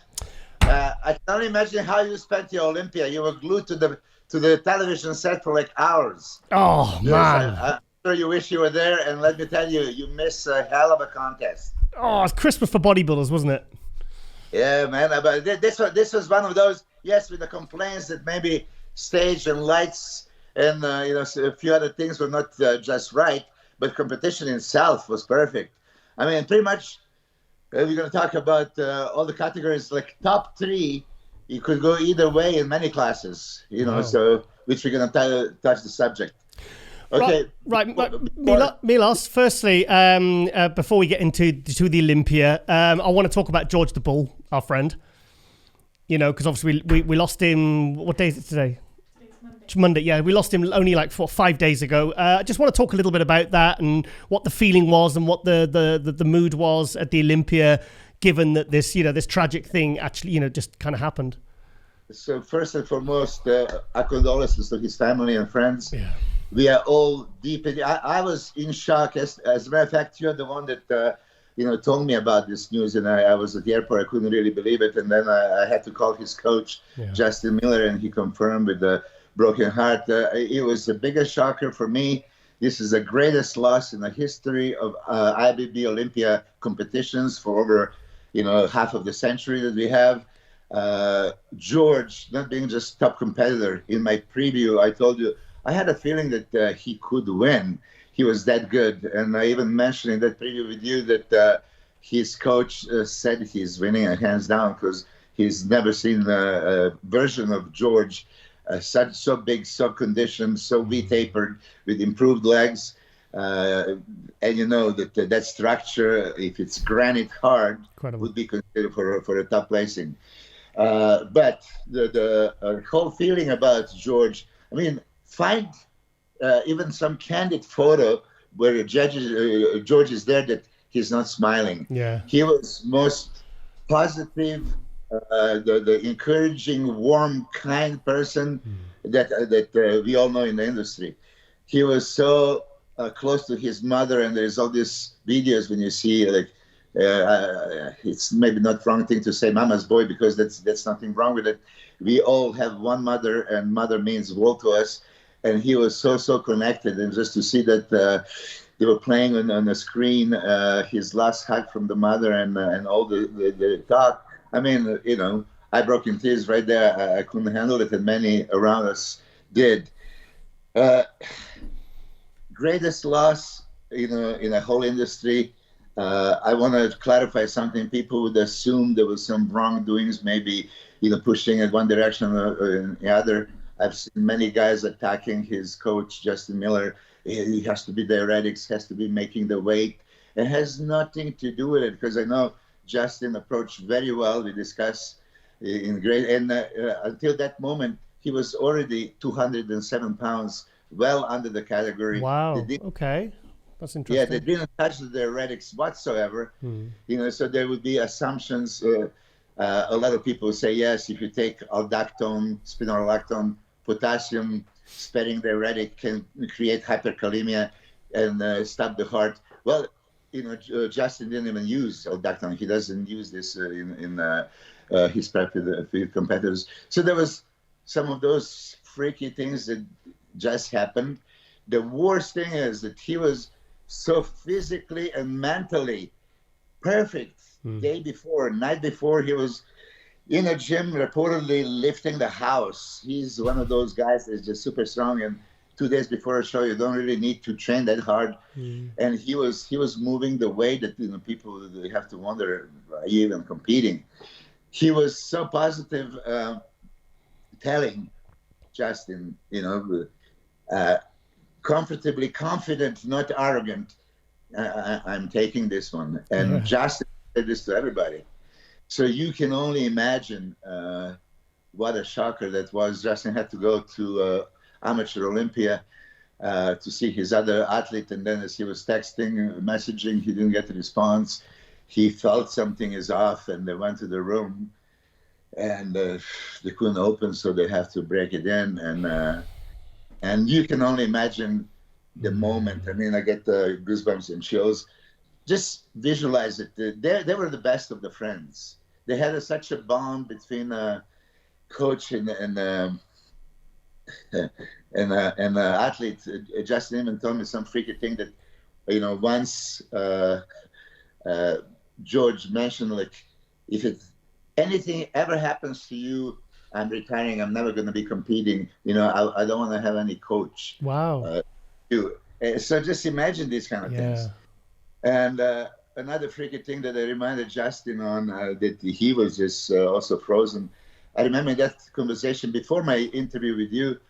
He says, listen, George is training like a maniac, like literally like this is his last contest. And even when he said that last contest, I had that just feeling like, don't ever even say that, because it's just, you don't need to mention these kind of things and look at the irony that, this is exactly how it is. So there is not one Olympia competitor that was not affected. I mean, Big Ramy talked about it.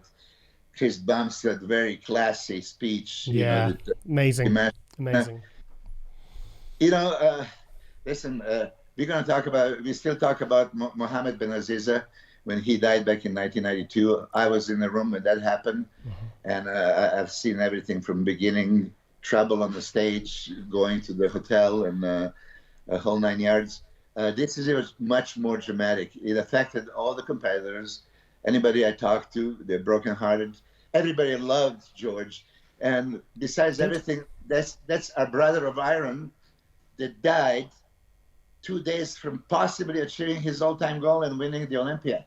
So the crushing story, it's multiplied by the knowledge that George could have actually taken.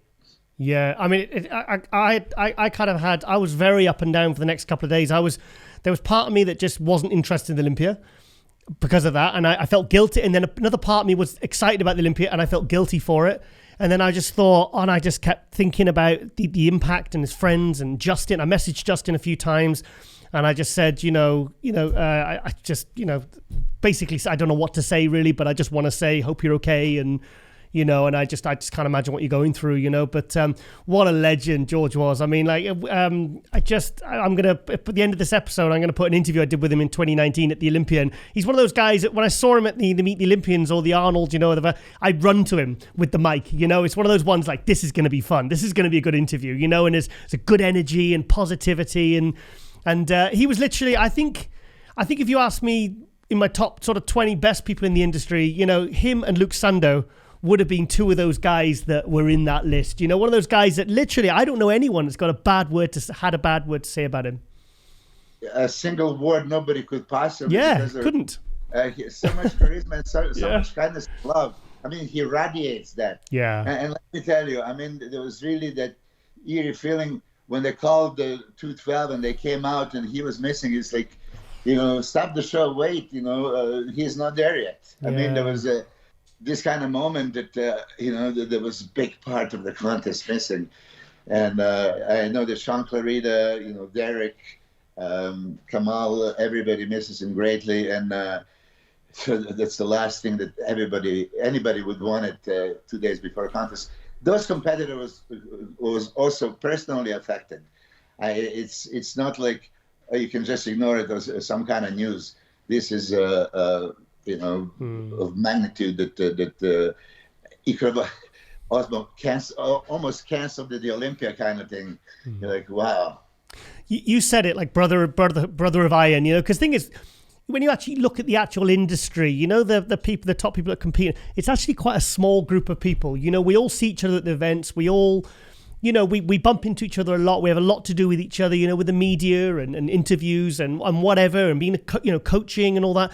And it's just like, oh man, what a guy though. I really, he's going to be really missed. And I just want to acknowledge, you know, that kind of, because that was just such a huge bombshell to kind of, you know, and I felt for people like Dan and people like that kind of had to, you know, they got all this stuff going on, and then they've got this, which I know would really, really hurt them, you know. So, but George Peterson, man, what an amazing athlete, an amazing guy, and I just, you know, I love the guy. He was awesome, really was. He was the most loved guy in the whole Bev's Gym's powerhouse.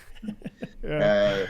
He said they always brought the light and energy with him every time that he comes in. Yeah. And let me tell you, this is a huge loss. But as you feel the same way, they didn't go by that I don't have a George here and in my thoughts. It's just going to be one of those things taking a part of out of us every single day. But he lives forever, that's for sure. Yeah, big time. Fantastic. Right, well, let's get into the Olympia. When did you get back? When did you get home then? Because you must literally have only just got home very, very... Yeah, I had delayed. There was something with the airplane. We were all inside, and then they said, like, some part is broken and some part has to be replaced. But we have to stay in a airplane until somebody goes wherever it is, 20 minutes away, 20 minutes back, and then reinstall it. So I came like at 3:30 in the morning. But anyway, I wouldn't miss this opportunity to talk to you, because I'm very much interested also what you think. And I already said some of my views. You know how people are. They don't agree with you and then they attack you. Mm-hmm. Milos, you're out of your mind. You're drinking. You're smoking something. You're drinking nonsense.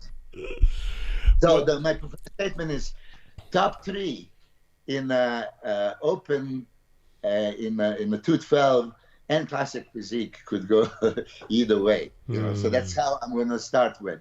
It's depending what you really appreciate, what you look for, what you're judging. So let's talk about, for some reason I want to talk about Brandon Curry first, because he was so under the radar coming into the Olympia. He was much quieter than he normally was. And I thought, okay, either that's a very good sign or a very bad sign. It turned out to be what I think was a very, very good sign. What was your impressions on when Brandon first came out? Yeah, best Brandon I have seen, and best. Brandon has one of my favorite physique. So aesthetically, of course, he would have won that competition. That round muscle base, round shoulders, round chest, crazy cobra back that goes into super small waist. You know, speaking of lats, opening up the lat spread, actually possibly beating a big Rami in that department, you know, which is hard to imagine. But it's like one of those poses you think he cannot contend him for the title. But then, hold on a second, look that again. You know, so his legs were somewhat improved. Brandon has a good side view hamstring from the side. Fantastic. Not from the back. Not from the back, unfortunately. And from the front, he doesn't have that razor sharp separation that maybe can pull off the image illusion of legs being you know, big enough. And even if you could do this with the normal people, not standing next to Rami, that his legs are just like so freakish. So that from a balance stand department, upper body, lower body, right? Which is balance and shape and conditioning should be first 3 things considered in judging. Obviously, muscle mass, muscularity, presentation, and all that stuff. But balance first, especially at the Olympia level. You can't miss something and be Olympia. Can I ask a question? He was reported to be 10 pounds heavier. Now, I think in 2019, I spoke to Coach Abdullah, and he said he was hovering between 245 and 250. Do you think he was like between 255 and 260? I mean, what do you estimate his body weight to be? Yeah, I don't, and I'm going to tell you why. And Giles, you know that very well. Every time, all the way up until like 1988, when they have official weigh-in for Olympia, you were hearing stories of guys, you know, usually 20 plus pounds heavier, which is probably the weight that they weigh, like at night, hydrated, Yeah. 3, 4, 5 days out. So and then when the weigh-in was happening at the 1988 Olympia, everybody realized. So, of course, going into the show, you are heavier, during a preparation. But as you're heavier, you're probably holding a little bit more water also. And by the time you do your prep, drop the water, peak properly, it would be a different story. I could see 5 pounds. Yeah, me too. 5 pounds on Brendan. And let me tell you, he really impressed me with that fullness from the chest, especially like side chest, side tricep. Yeah. That before I would think like he cannot stand next to Rami. He was actually, and the way he, especially the prejudging, the way he was turning, so bringing, not just side triceps, but this shoulder, chest, fullness to the super tight, flat abs. He brought that beauty and a size. It looked very comparable. I would give him, they're going to say you're out of your mind, I would give him side chest and side triceps in the prejudging, definitely against Rami. Even though with Rami's crazy side view of the legs, which we see there's glutes, hamstring hanging, striations and all that stuff, he was squatting down too much. He looked uncomfortable. He was, just like, wow, this doesn't look pretty. And then he was more to the side, So as I tell everybody, if I'm in a side poses this way, you see just this depth. If I go this way, now you see so much more. So that's illusion I use always against Ronnie, Kevin, all these guys to bring up the size imagination that is not there, by creating illusion. So Brandon was creating that illusion for me. Please watch this show again. And when he turned around, that chest was there and super flat abs. He looked super impressive. I was very shocked because Rami's side chest and side triceps are absolute showstoppers. I mean, they're two of his all absolute best poses, and I don't think anyone even came close last year in those poses.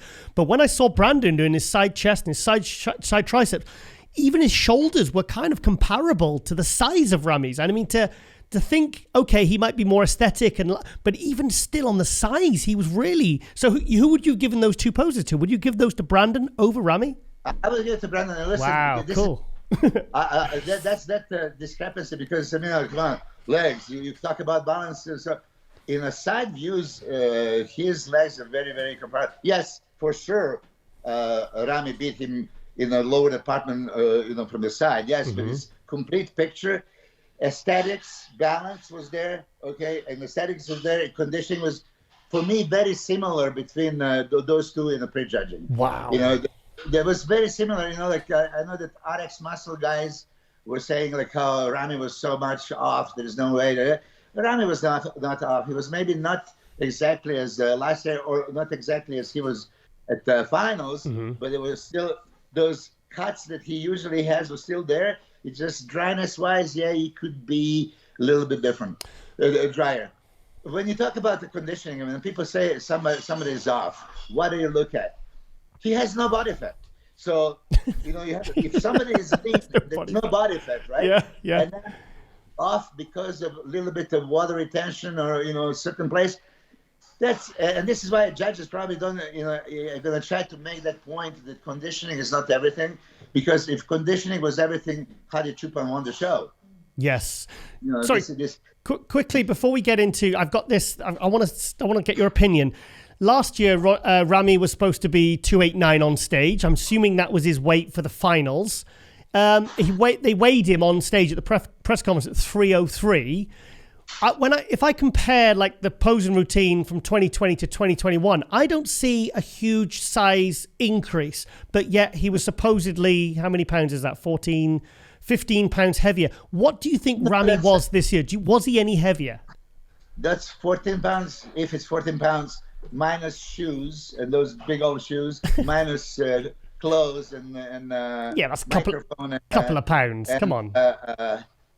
Mr. Exaggerator, Bob Shkrila, who probably saw 290 something, but wanted to say that, to create the drama. I don't know. Yeah. I'm calling Bob on that one.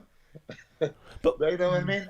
So size-wise, yes, I've seen some comparison pictures. Possibly Rami was a little bit bigger in this time. Okay. Possibly. Wow, okay. Possibly, a couple of pounds. I really compared we wanted Rami to be in a contest condition that he can win the Olympia, and we finally got it last year. I knew that they're not going to risk to do anything differently this year, and they brought pretty similar package with, note that on Saturday he was much better. Saturday, they probably realized there was a 1 point show. Yes. You see the pre-judging, and they told him, like, look, too close for comfort. It could go either way, and they had to bring that conditioning. So, I mean, it would be interesting to go pose by pose and analyze. And I would put myself in that position, like, you don't want to really do that. But as a fan of the bodybuilding, right? If you look at the front of your legs, side of your legs, back, like all symmetry round, because of that balance. Okay, Brandon doesn't have maybe legs. Maybe he should win, but the overall picture that he was presenting, that beautiful X-frame, perfect aesthetics, very powerful on the side, like we say, side chest, side triceps, so is the side relaxed, maybe even the best pose for him. Like, he was turning around, being a full here, tight down to the stomach. I could have go easily with the Brandon, okay? Brandon, aesthetic-wise, Hadi, conditioning-wise, and Rami, freak, wow. Wow, all three. So all three, they have their points of winning the show. Yeah. That's why I'm saying, what are you going to decide? And I'm going to tell you quickly, I've seen Jay Cutler yesterday. I said, okay, Jay, tell me what you think. And he said, again, Hadi's conditioning was off the chart, not touchable. It's amazing, right? But didn't have enough Olympia winner size. Right, okay. For him, that was, and I understand your point, okay, there, but he agreed that conditioning contest was finished the second Hadi step on the stage. Aesthetic, everybody know before the contest, aesthetics of Brendan Curry cannot be touched. He's everybody's aesthetic favorite, right? Besides Regan Grimes. And then mass factor, like, how can you? I mean, you love big old Ronnie, 300 pounds, and Jay Cutler, and anybody, they would come so overpowering. So I said after the prejudging in Ron Harris MD interview, Rami is too much. It's just too much. He's going to take it on that. But front double biceps, for example, when you look, Brandon's aesthetics is absolutely beautiful. Rami is overpowering. Yeah, there's legs and arms look tremendous, but the torso is like not matching this whole extremities and torso flow. And then Hadi, oh my God! I mean, really, if I can just jump on Hadi quickly, he was great condition already on Friday, and God knows what happened. I mean, he was best condition on the Friday out of them all. But then he brought next level conditioning on Saturday to the point. I mean, these first 2-3 callouts with the top three. I mean, I said, Hadi won, hands down. I was telling this to Ron Harris. He's like, conditioning, striations everywhere, intercostal serratus, striated chest. He was fuller Saturday than he was Friday. Friday he was missing that trademark side chest blown up. Yeah, in the chest and the shoulders and everything. Yes, but Hadi's version 2021 from the back is another level. He was way more crisp. I noticed his readable bicep. When I saw him in San Marino 2017, the only weak pose he had was his readable bicep. That lacked detail.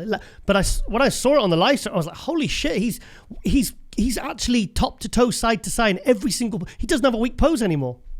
No, so incredible. Hadi is balanced, aesthetic, freaky, conditioned through the through the skin. I mean, he left the skin in Iran before he came to the United States. Yeah. I mean, really, depth of his cuts, striations, dryness, vascularity.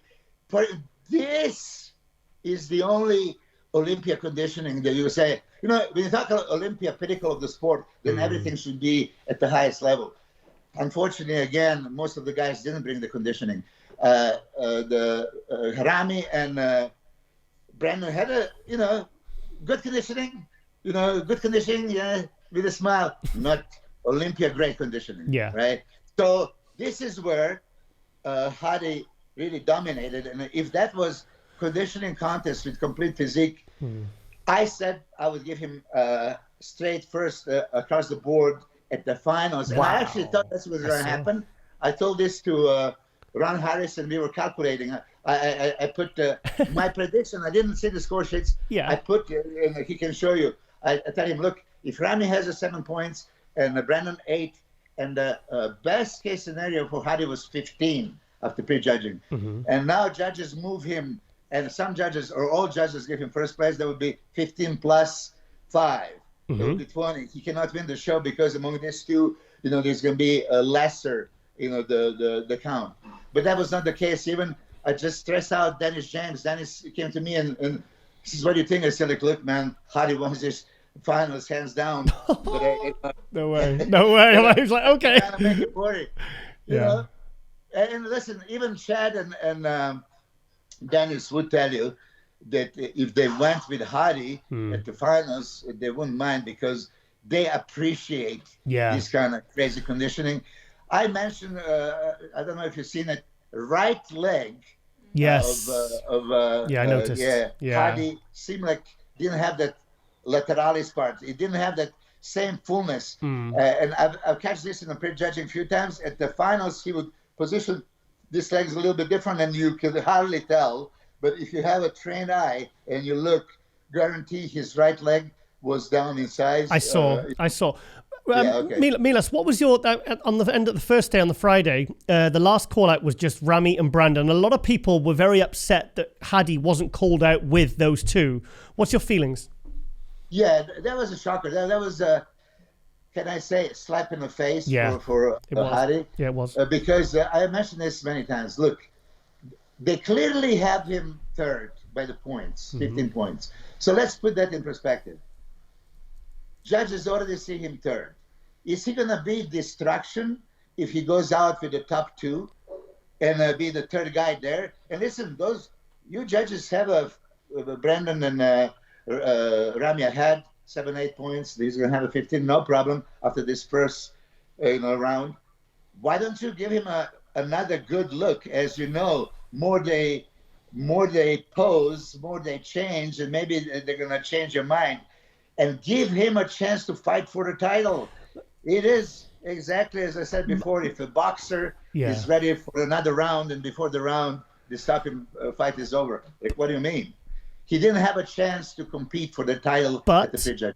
However, look what happened to Kuklo at the Arnold Classic when he was called out with Nick Walker. He ended up getting down to third, and Valier ended up jumping up to second. That was my defense for when people were going crazy about it. I said, guys, if he looks better on Saturday, which he normally does, there's every chance that he could sneak, he could take second here, and jump over Brandon. Depend on what happens in the next 24 hours, because it happened at the Arnold Classic with Steve Kukla. You nailed it. You said it exactly how it is. Hadi was fourth after pre-judging last year, shocked the world, and every judge gave him second. Yeah. Even if they had the courage, they could give him first, but they gave him second because he was now clearly second in every judge's eyes on the score. He had 10 points. They knew that was coming, and so there was a moment when we were all scratching the head. Dennis as well, Ron Harris. I say by the positioning, and that last call out for prejudging, it looked like Nick and Hunter were in the third and fourth position, and William and Hadi was in fifth, sixth position. By the positioning, and as usually see, we all got too comfortable, assuming that where Big Steve puts the guys immediately, it's first and second, third and fourth, and then fifth and sixth. That supposedly they used to call NPC code or something, whatever. That you by the positioning, already where they're placing. But I'm very, very happy to see that that's not the case. Yes. And Steve is doing a wonderful job. But on that note, why did Hadi didn't deserve to be called out? They know there is millions of Hadi fans. He was a people's champion last year. Guess what? He was people's champion again. So so many of us saw him possibly winning, but he didn't earn the call out. Ooh, that was slap on the face. It seems to be a trend now, doesn't it? Just calling those two guys out at the end. It's been happening for the last couple of years. But one question I want to ask, we go on about 2017 San Marino, Hadi. We got the 2019 Vancouver. The Olympia, he was kind of 95%. Would you say that this was the best Hadi we've ever seen? That's the best Hadi we've ever seen. I said that before. I seen him in Dubai, his pro debut, placing second to Rudy Winkler. He should have won hands down. He was tremendous condition, better than he ever displayed at Olympia. Korea against Lex Lewis, he was speechless. This was like kind of, condition. You get, goosebumps, like, oh my God, is this possible? And then, like I said, San Marino, you saw him. Yeah, those were all better conditions that he brought in 2019 and 20. But this finals 2021 far exceed this. I mean, this is Andreas Munzer type of conditioning, pretty much, and nobody can come close there. What's your feelings on Hunter Labrada being in that first call out and taking fourth place? I'll tell you, but just before I forget, Phil Heath was very upset after the prejudging calling out the judges and what was happening, why he said not in that. Yeah, so, I saw that. Yeah, I wanna commend him for it. I mean, listen, we don't speak against judges, and I really appreciate what they're doing. And yeah, we all make mistakes, but this kind of stuff, right, sometimes happens. So when you maybe hear the crowd and see to prove that Hadi earned comparison, some judges had him above Brandon at finals because Brandon got 11 points and Hadi got 14. So it was not straight across the board. And you know how it goes when you have 11 judges, they take 3 highs and 3 low scores, erase it, and then middle 5 count. So that means that 1 here and 3 more, so 4 judges at Olympia would give Hadi ahead of Brandon at the finals. One thing I've noticed a lot in some of the judging scores is they're the unanimous third place, unanimous fourth place. It's like 15, 20. So do you think when the head judge calls for those last 2 to come out, do you think he's saying, guys, this is who I want as my top 2, and then all the other judges fall into place? That's conspiracy theory. No, I'm just trying to work out, because I have seen that it seems to be happening a lot at the moment, and I'm thinking, is the head judge just getting the final say here, or is this? Do we need to look at how we do it, or? On a note that I said, why don't you give him a chance? But at the same time, if judge says, I have Hadi clearly third, now let me analyze this too. Okay. This is Mr. Olympia. We're gonna proclaim who is the new champion. This is the most important bodybuilder in a year, and that's the crown king. So let's analyze him. And they really saw the show was between Brandon and Big Ramy, and there was a point between them. So a lot of people actually want that drama. Who wins? But as Phil Heath, Dennis, all of us, you included, wanted Hadi in that last call out for prejudging. Didn't happen. I hope it's not going to happen again. If you can judge 6 people at the same time, because normally first call out is 6 people, you can scan all 6 of them and judge them, okay? And you can move them around right away, and then you can see all 6 and give them points. You can do it with a 3 also. You don't need to really look just on 2, especially because now when they hit the pose, they have to hold that pose for 10, 15 seconds, so they can be scrutinized, analyzed. You lose your legs, you're penalized and stuff like that. But the good argument is, look what happened with Steve Kuclo. I mean, Steve Kuclo and Nick Walker were indicated as being the clear top 2 a few hours later. And this wasn't even over 2 days. This was on a 1 day. Yeah. The Olympia's over 2 days, Mr. Olympia. So a few hours later, then Vallières ended up jumping ahead of Steve Kuclo. So I think that's their reasoning, maybe. But you see, that was only possible at the Arnold Classic because there was an extra round of judging. So they have 3 rounds. You remember when you see the scores? Okay. So yes, Steve was clearly second. 10 points. So it was almost impossible for Jan. If Jan would get the straight seconds and Steve straight thirds, there would be tie. It would be tie, and then I don't know how they would determine. But this time, no, there is only 2 prejudging and final score sheet, and I know that mathematically Hadi couldn't move up. I'm happy to see that he had 15 points. Okay, guys, it is time for my 2021 Olympia evening finals of the Open Men's Mr. Olympia. Now, I'm watching this with fresh eyes because we didn't actually watch the live stream last night. We didn't stay up till 4 a.m. because I had to do a lot of filming today for Global. This has been filmed on the Sunday, obviously literally the morning after the night before of the Mr. Olympia. So this is the first time I've ever seen it. So you're going to get to see my reaction and kind of all my feedback on how I think the guys look. So, okay, first one is... Oh, no mistake in that guy. That is Nick Walker.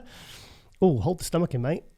Oh, it doesn't look good. Oh, see, first impressions. First impressions. When you walk out, you need to think about these kinds of things. And you can't be walking with your stomach hanging out, Nick. So, now, in the preview with Ron Harris, I predicted that he would be top 5. I didn't see him as top 3 this year. Even though a lot of his fans kind of had him kind of winning coming into the show, I thought that was too much of a stretch. He's good, but he's not quite there yet. But what an amazing career this guy's had. He was second at the NPC USAs in 2019. 2020, he took 4th place. Sorry, he won the North Americans. 4 weeks later, went to the Chicago Pro, said he was going to win that. Took 4th place. That was behind Akeem Williams, Justin Rodriguez. Forget who was 3rd. But and this year he's won the New York Pro and he's won the Arnold Classic in Columbus, Ohio, and he has took 5th place here. So that is a huge achievement for this young superstar. There's no other way to describe him really. We've also took the volume off as well because of the bloody copyright. So, but hey, he looks terrific there. Yeah, I personally thought he was going to take 4th. I thought the top 3 was pretty clear cut. With Hadi, Brandon, and Rami. I had that in my head going into the show, literally for all the time before the show. But I think his posing's terrible. I think it's absolutely shocking. He's literally just hitting compulsories here. So there is no posing routine of which to speak of. I think that's something he needs to look at. In terms of his physique, I think he needs to watch the waistline. I think he really needs to bring his chest up. But... I like this raidable biceps, impressive. Wow.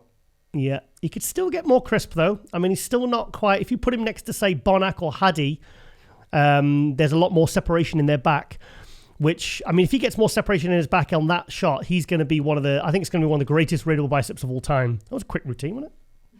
Bloody hell. Yeah, so 5th place. I don't think you'd be happy with that, but, I mean, what a fantastic start to his career. Wrong way, mate. Yeah. So, what a year. What a year for Nick Walker, the mutant. Okay, who's coming out next? Oh, here we have William Bonac. William Bonac was 6th place in this show. I'm going to try and remember his placings. 13th, 8th, 5th, 3rd, 2nd, 5th.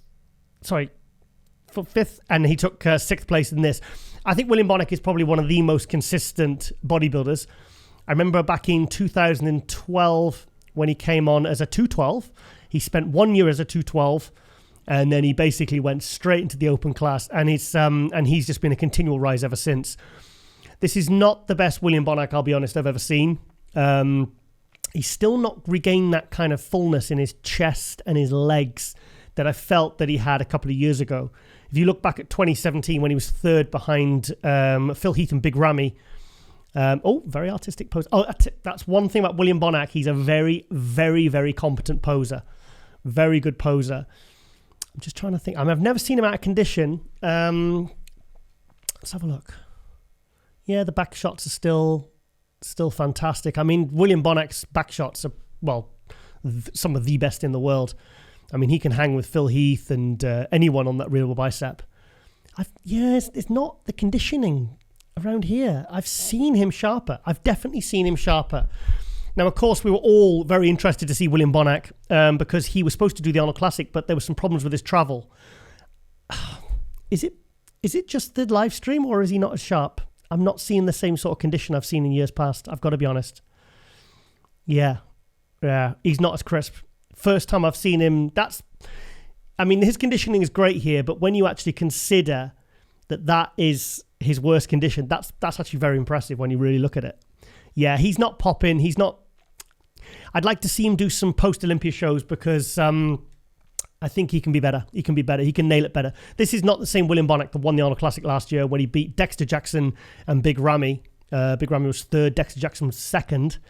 I mean, he's still got an incredible physique. Milos Sarcev had him beating Nick. I'm not sure about that. I think Nick had Bonac fair and square. His posing doesn't look as polished as it normally is. It looks like he's kind of to me, it looks like he's winging it, to be honest. It does. Looks like he's winging it. Normally, he's so super...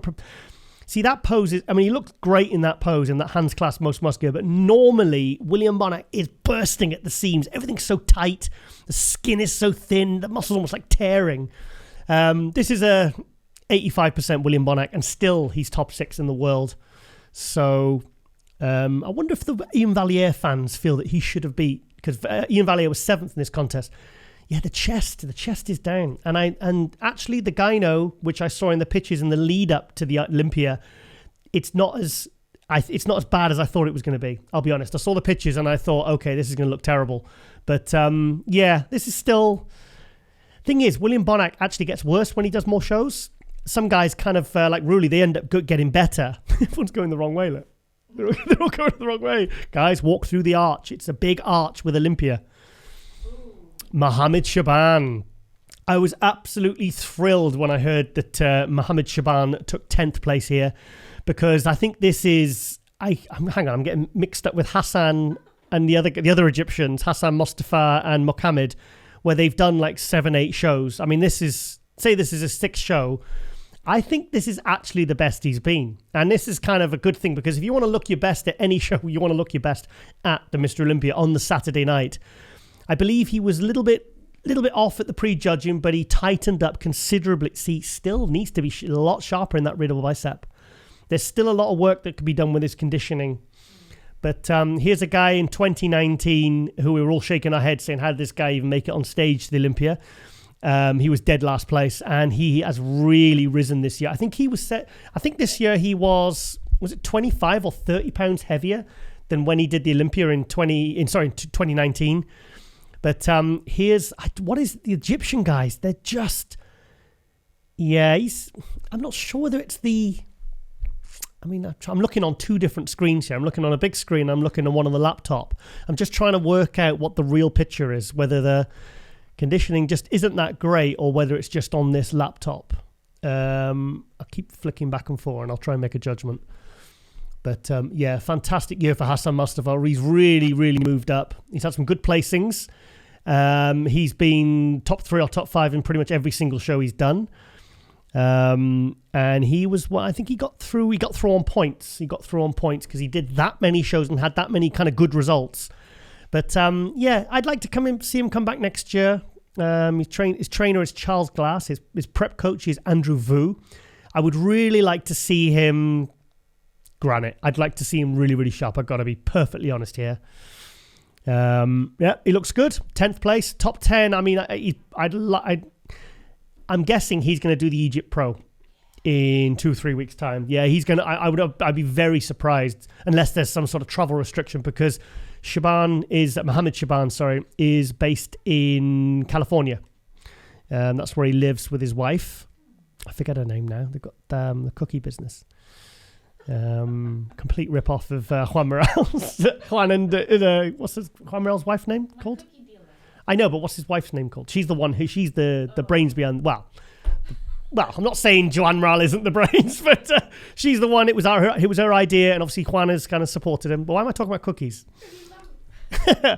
My God, yes. Anyway, back to Mohammed. Looks fantastic. Again, another fantastic year. Another guy who just didn't stop, just kept going and going and going, because he said, I am going to make it to the Mr. Olympia in 2021. And he did it. And he made top 10. And, he's gone the wrong way. Oh, they've let him go that way now. Okay, so let's keep a score of who's going where. Right, okay. Akeem Williams. I believe Akeem was 9th place. Akeem was 9th in 2019. 2020, he jumped up to 6th place. He won the Puerto Rico Pro this year. He won the Chicago Pro last year. And because of the improvements, I think many were thinking that he could maybe even be in the running for winning the Mr. Olympia in 2021. I think it's because Ramy went from 6th in 2018 Olympia to 1st in 2020. I think people thought, okay, it's achievable now. If Ramy can do it, maybe Akeem can do it, because he's a big guy, and the Mr. Olympia is about being the biggest of the best, But I'll be honest, I'm disappointed. I'm disappointed with what Akeem's brought here. This is not the best Akeem. I think he was even better in Puerto Rico, actually. And the back shots, I was very, very disappointed when I saw his back shots. They've really gone backwards. No detail, very, very little lower lats, which he kind of addressed last year when he did the Olympia, when he took 6th. His back shots were very, very much improved. And I think we all had high hopes. But, Knight still making top 10 at the Olympia, even when he's off. For me, he was smaller as well. A little bit lighter this year, and I don't think it suited him, because I think he's one of these guys that has to be filled out to look really super impressive. But even the added leg size he put on this year, I can't really see it. I can't really see it in this show. So maybe he depleted hard for the show, I don't know, and it came off his legs. You don't want to be hitting your left side chest. Your right side chest is your best, mate. Have you seen his right side chest? It's absolutely incredible. But, one of the strongest pro bodybuilders there is. Absolutely phenomenal. I mean, this is like William Bonac. This is like an 80% Akeem. See, the lower lats, there's nothing. There's not much. I mean, there's no definition going on in those traps. The shoulders, the back. Oh, come on. How could he go backwards? He really, really needs to address that area, or he will never, ever get higher than 6th place at Olympia. Oh, yeah. I wonder if he's had an injury. Maybe. I'm guessing, yeah, because when you see that level of atrophy in the back, it's usually, he's fine. There's usually some good reason for it. It's usually because they maybe had an injury, maybe had some disc problems or something from all those heavy squats. Yeah, I mean, this is kind of the worst Akeem I've seen all year, really. He was 5th at the Arnold Classic, won the Puerto Rico, but, here's a guy with a ton of muscle. Many of us wrote off Ramy, thought that he could never get it together. So which way is he going to go? He's going through the arch. Yay! First one done it right. Fantastic. I like that stage. Because if you notice, it's like it's taken from Muscle Beach. No. If you look at the outside Muscle Beach, the outside training area, this is what they've obviously modeled it after. Here we have Ian Valliere, 7th place here. He was 7th place last year, 14th in 2018. I don't think he even qualified in 2019. This is... Patrick Tour's coach said this was the biggest Ian's been all year. Sensational conditioning. 2nd place at the Arnold Classic, which many people were surprised by. Well, not surprised, because at prejudging, it seemed pretty clear-cut that Nick Walker and Steve Kuklo were going to be 1 and 2. And he moved up to 2nd, because he always seems to pull it out the bag for the finals. He always looks good at prejudging, and then what he brings to the finals, whether it be the Saturday night or later that same day, he looks he just always improves. And I spoke to Patrick, and he said he doesn't do anything. He just eats his same normal meals, doesn't kind of go crazy with anything. So it's he said he thinks it's from all the posing at the prejudging. He just tends to harden up and kind of fill out. That's one of the best side triceps in the game. But what a fantastic year for Ian. I mean, last year he won the New York Pro. He was, like I said, 7th place at Olympia, and he's held his 7th place here this year. So that's impressive. I think he's going to be happy with this year. So 7th at Olympia, 2nd at the Arnold Classic. He won Texas and Tampa. So that's 2 pro wins, 2nd at the Arnold, and a 7th at Olympia. That's impressive. And 7th, well, I just said 7th at Olympia. Yeah, it looks good. I think he's about 260 here, so he's not small. He should have got higher. He should have 1 place up. You think he should have beat Bonac? Yes. Really? Yes. Okay. Sorry, Bonac. Okay, okay, so that's Ian Valliere going the wrong way again. Okay, who's next? I wonder how many they actually posed, because sometimes they only let the top 10 pose, depending on... okay, who's this? Is this Rowley? No, it's Hadi. God, why? How the hell did I get those two mixed up? This is Hadi Chupin, ended up being third place here. I'm very impressed with what Hadi brought this year. I saw some quite significant changes to his physique this year. In some pictures, he looked overall smaller, but more detailed. I saw the right leg look smaller. Definitely, I don't know why one is kind of smaller than the other. It's kind of maybe he had an injury or something. All those heavy lunges he does. But he was, and I think a lot of people were very upset that he wasn't in the final call out with Brandon Curry and Big Ramy at the end of the prejudging, because they feel like he deserved a chance to be compared for, and also given a chance to really fight for that second place. So it's quite clear that the top two, the judges were very, very clear about their top two being Brandon and Ramy.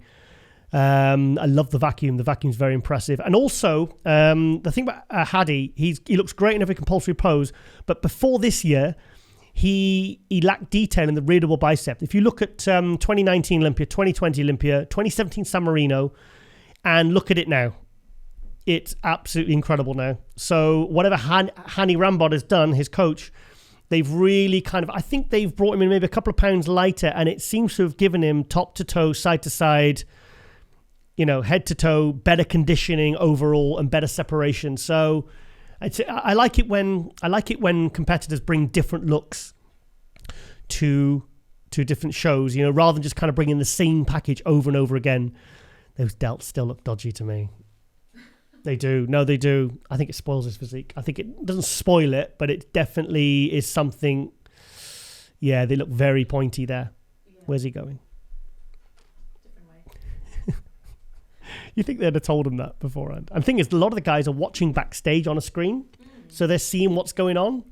Hunter Labrada, I tell you what, good first impression there. He looks very, very big.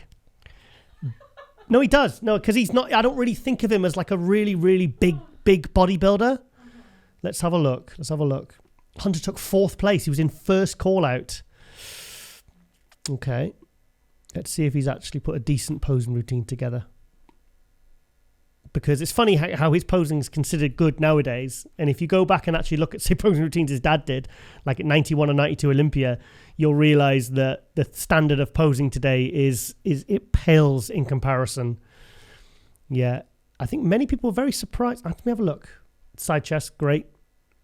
Yeah, very average posing. It is. A lot of, obviously comparisons are going to be made to his father, and the fact that his dad probably helps him with his posing. So there is an expectation that his posing will be of a certain level. Still needs more back. Definitely needs more back. More lower lat thickness. I personally don't like the pec tear, but there's nothing you can do about that. But side tricep, fantastic. Great. Absolutely fantastic. Okay. Yeah, God, very, very busy. That backdrop, isn't it? I tell you what, as a photographer, that is, because I've photographed shows for many, many years back in the day.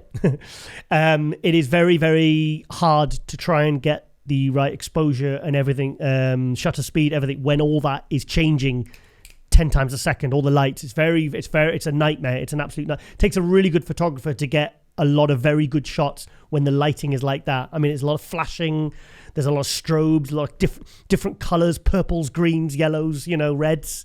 It's hard. So I just hope, he does look good. He's definitely, I think he's better there than he won. What show did he win this year? Chicago. He beat Brett Wilkin. Yeah, no, looks very good. I still wouldn't have had him ahead of Nick Walker though. I think Nick was, but anyway, 5th place. I'd go for 5th place, but he ended up taking 4th. Who's next? Okay, here we go. Oh, and you can't mistake those shoulders. The width of Justin Rodriguez's shoulders are absolutely insane. I've not seen that huge amount of pictures from him. He seemed to get lost in the mix. It was all kind of like the top 6 guys. Justin was 8th place here. Very, very good. I think that's moving up from... He was 10th last year, so he's moved up 2 spots. I think he's one of the most under-talked about people in this show. Like, I've not heard many people talking about him very much on social media, and I think he's one of the guys that actually really did nail it. Yeah, his condition's great. He's full, hard.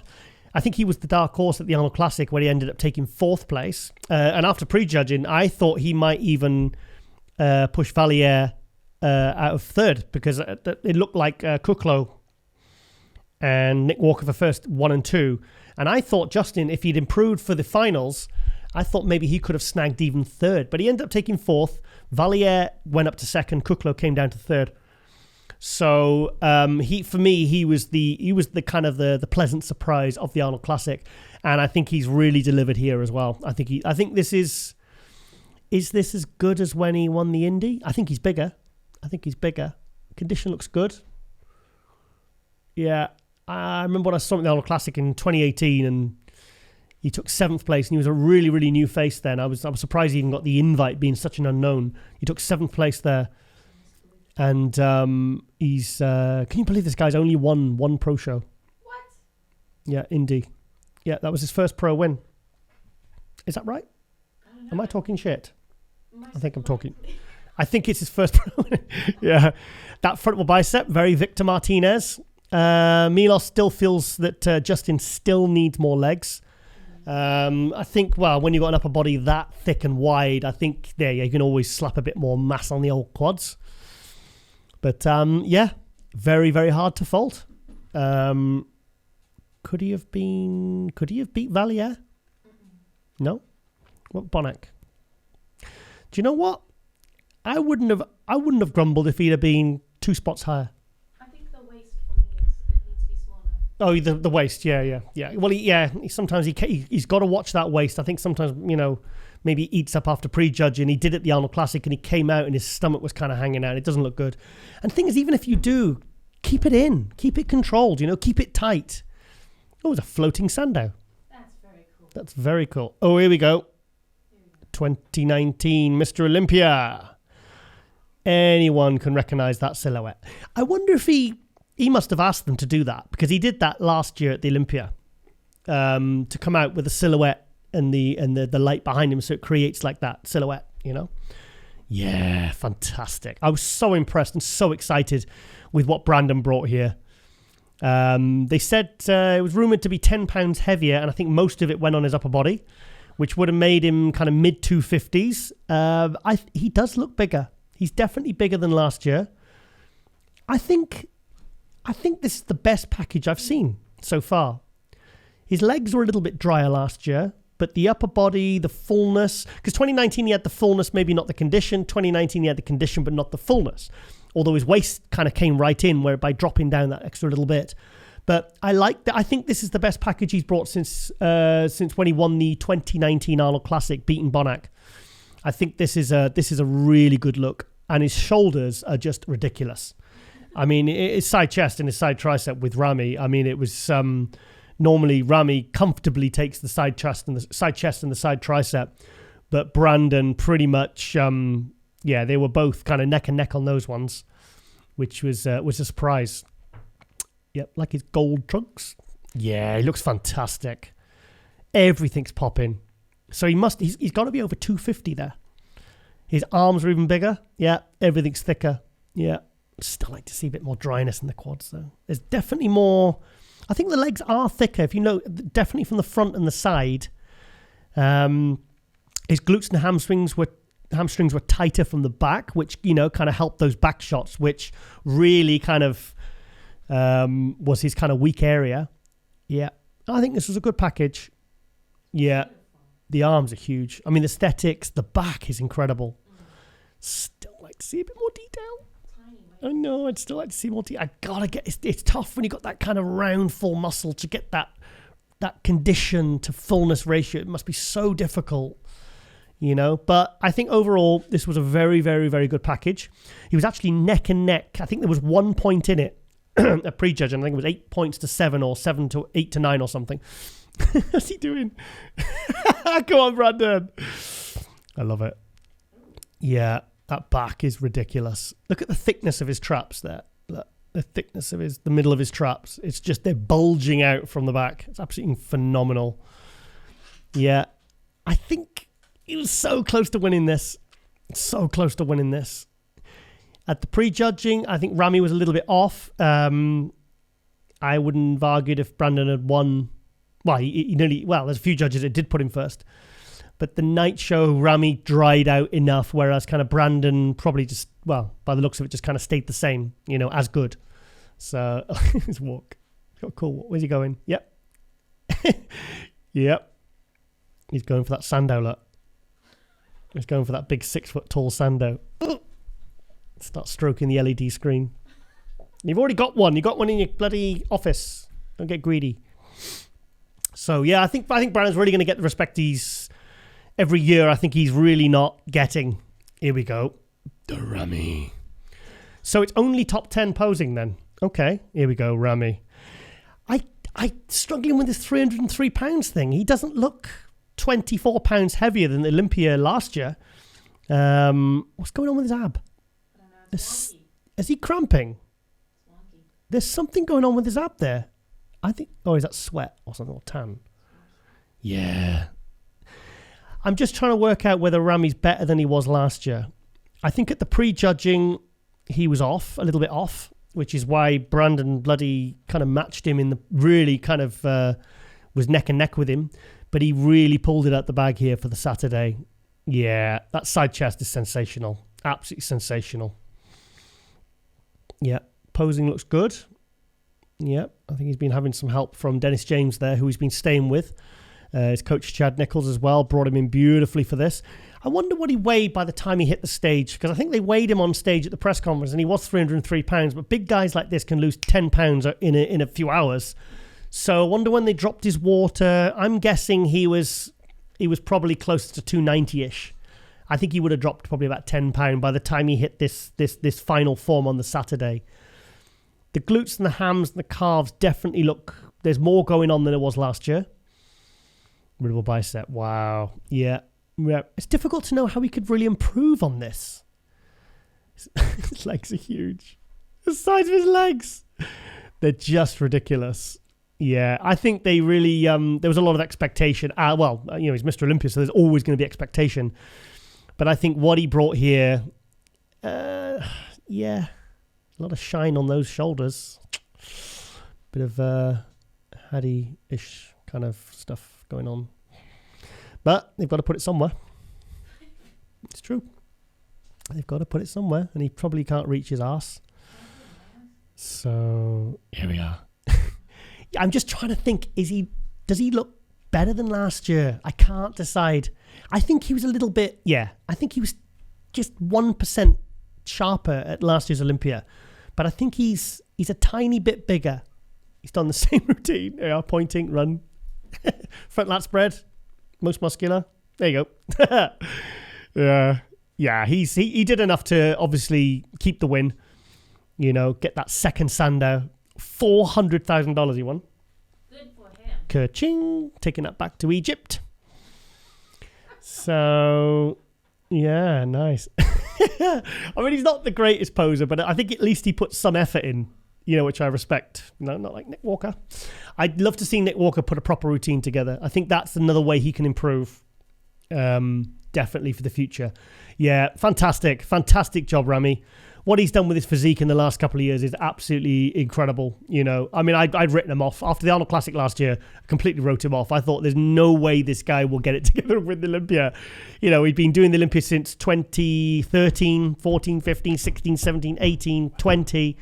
And I'd kind of just given up. So yeah, is that it? Is that all we want to see? Or I feel like we haven't seen Nick. we saw Nick at the start. He was the first one out. Oh. So there you go. Right, okay then. Let's watch a bit of one of the comparisons. Let's watch one of the final comparisons, and then we'll wrap it up.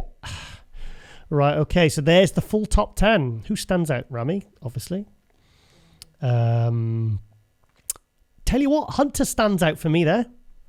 Yeah, I'm shocked, actually. I wouldn't have had Hunter in a conversation for the top 6 before the Olympia. I thought he'd be like holding his position of kind of 8th place. But I tell you what, he's definitely bigger this year. He's definitely improved. Hadi looks fantastic. The right leg smaller. Hunter, man, he's big. He's as big as Rodriguez.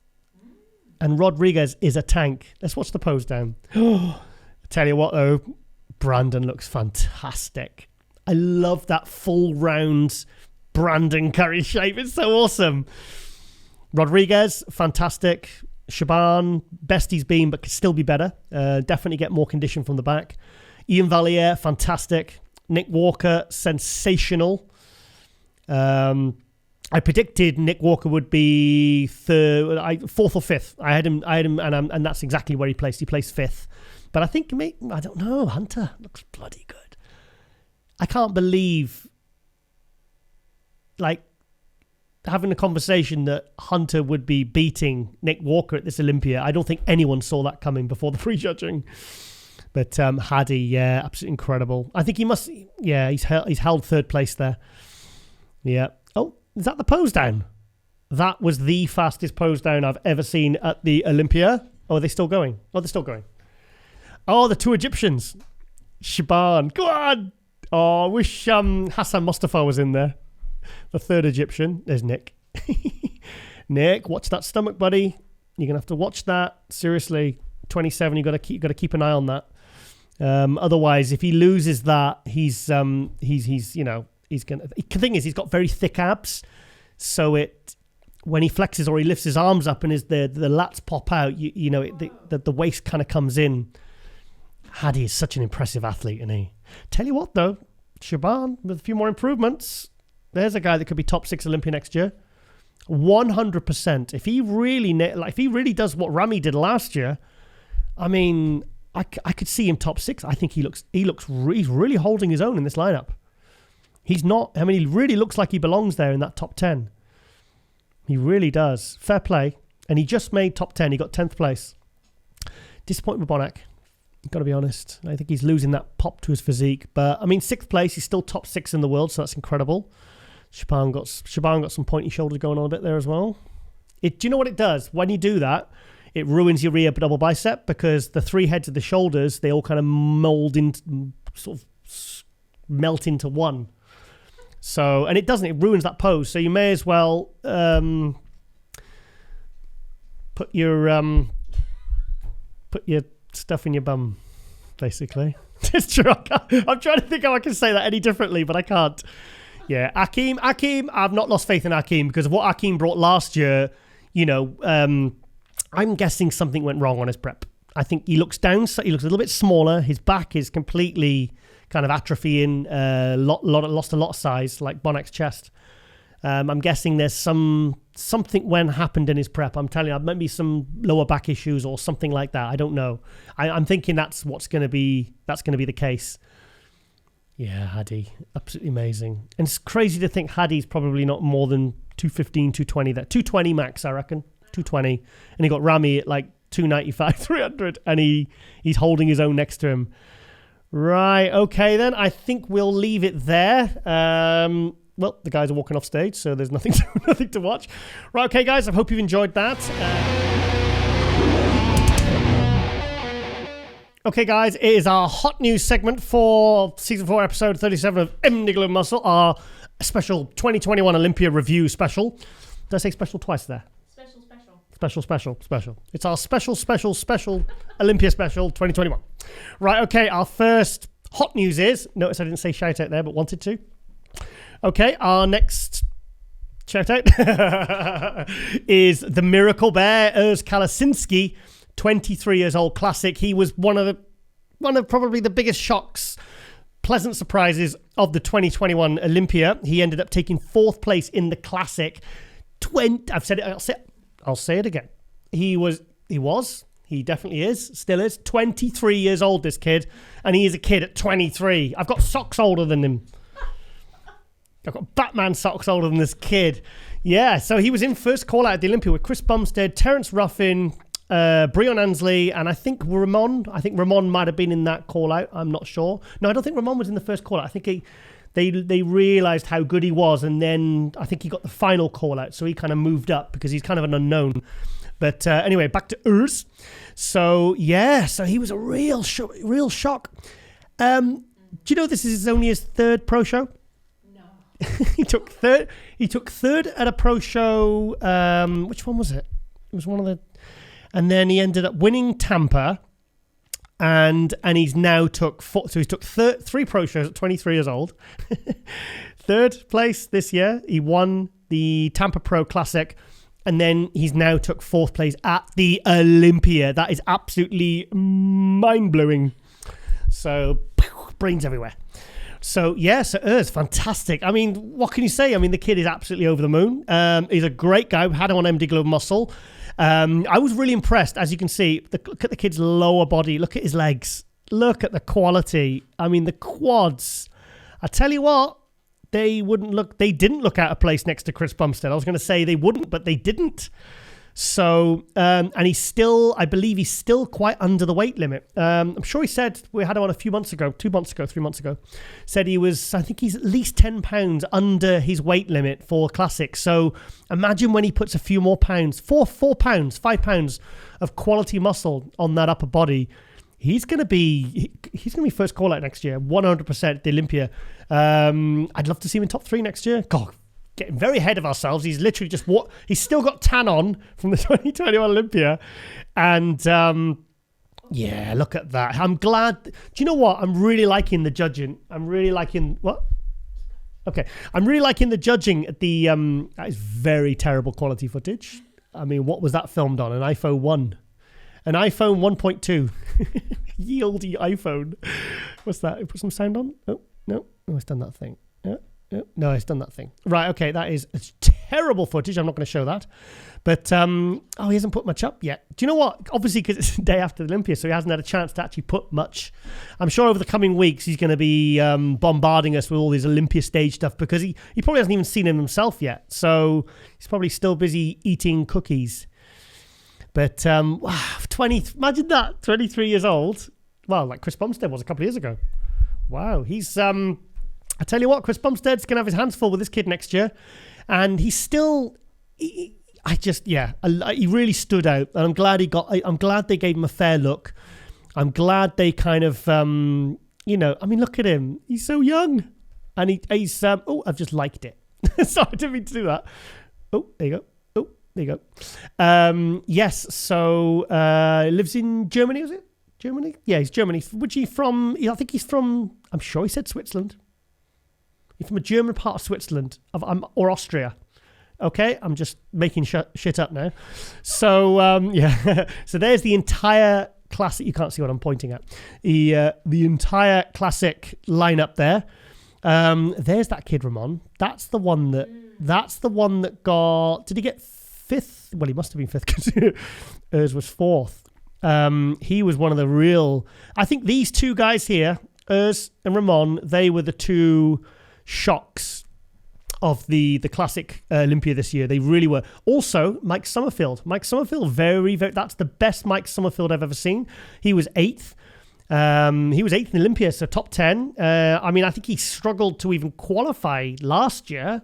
And I think he was... Did he even do the Olympia last year? But I think he it's not like he was coming in on like a couple of big wins or anything, So there's a guy that really finally nailed his condition and really kind of lived up to his potential. Prepped by Neil Hill as well.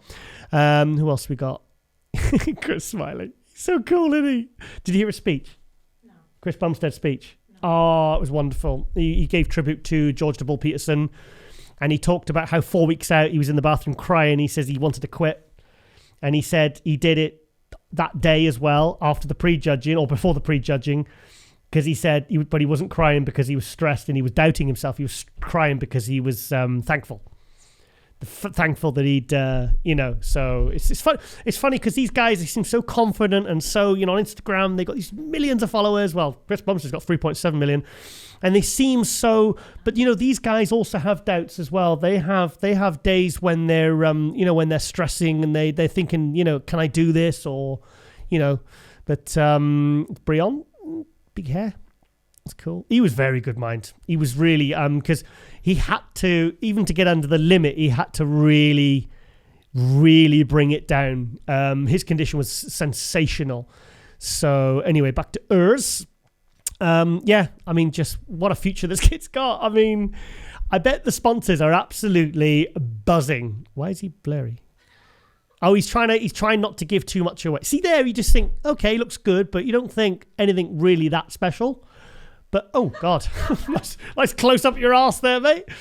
But he's actually, yeah. I mean, come on, look at the development, the detail, the shape.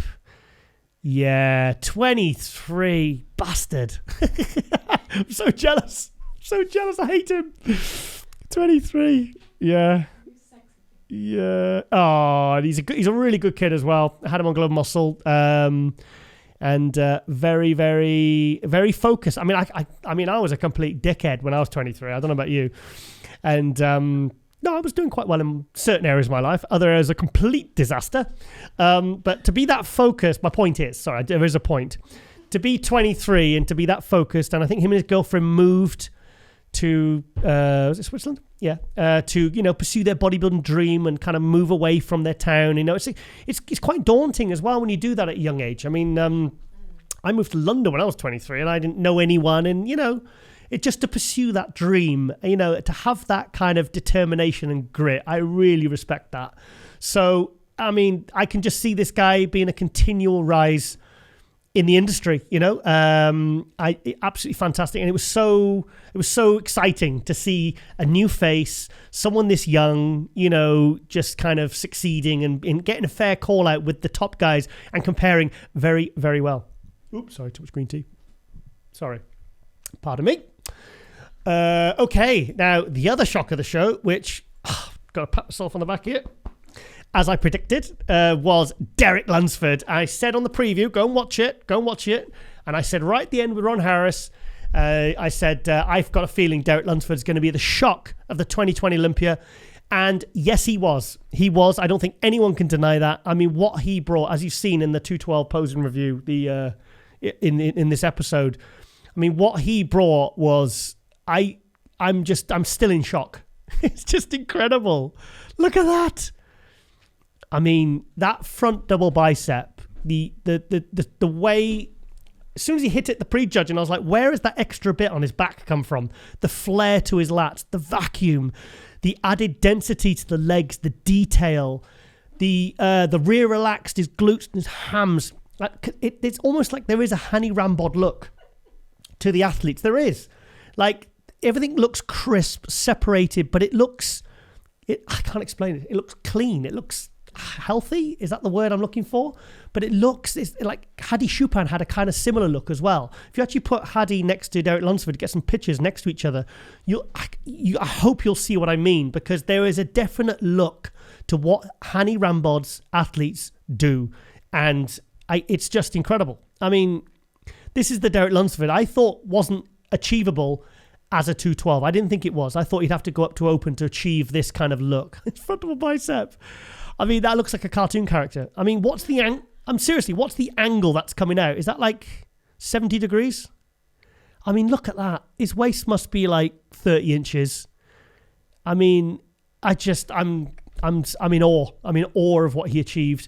I'll try and find some pictures and videos on another one, because obviously he's been probably just polishing his trophy or something, clinging onto his medal and stroking it lovingly, like I do with my medals for third place in Mr. Monmouth back in 1936. Look at that. Just the colour, the polish, his teeth. His teeth were beautiful. The thing is, even things like that, I just think it shows that someone is really, really paying attention to every single top to toe, side to side.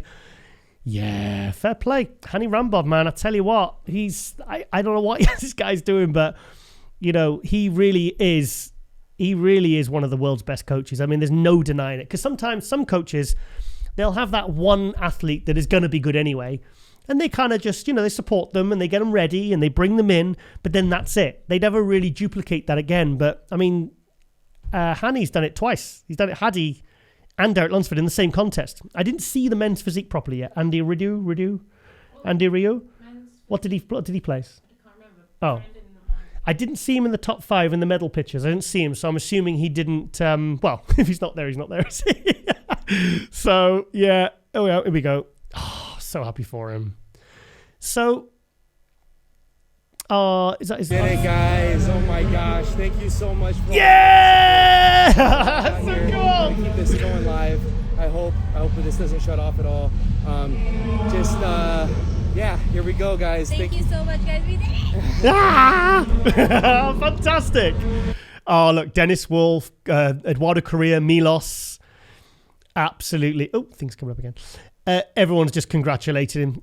I mean, here's a guy that, came out of the gates in 2017, won his first pro show, top 5 at Olympia, second 2 years running, came back in 2020, dropped to 4th. Now, I mean, he did actually intend to go to Open, but it was Hani Rambod that made him stay as a 212.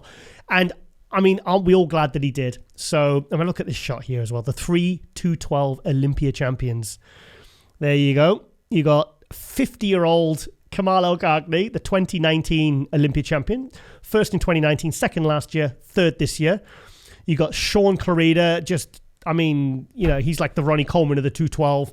Eventually won the 212 Olympia last year. Looked absolutely sensational. Looked sensational here, but look at Derek Lunsford. He just, it wasn't like it wasn't a victory where every single person had Derek Lunsford winning. A lot of people did have Sean Clarida taking this.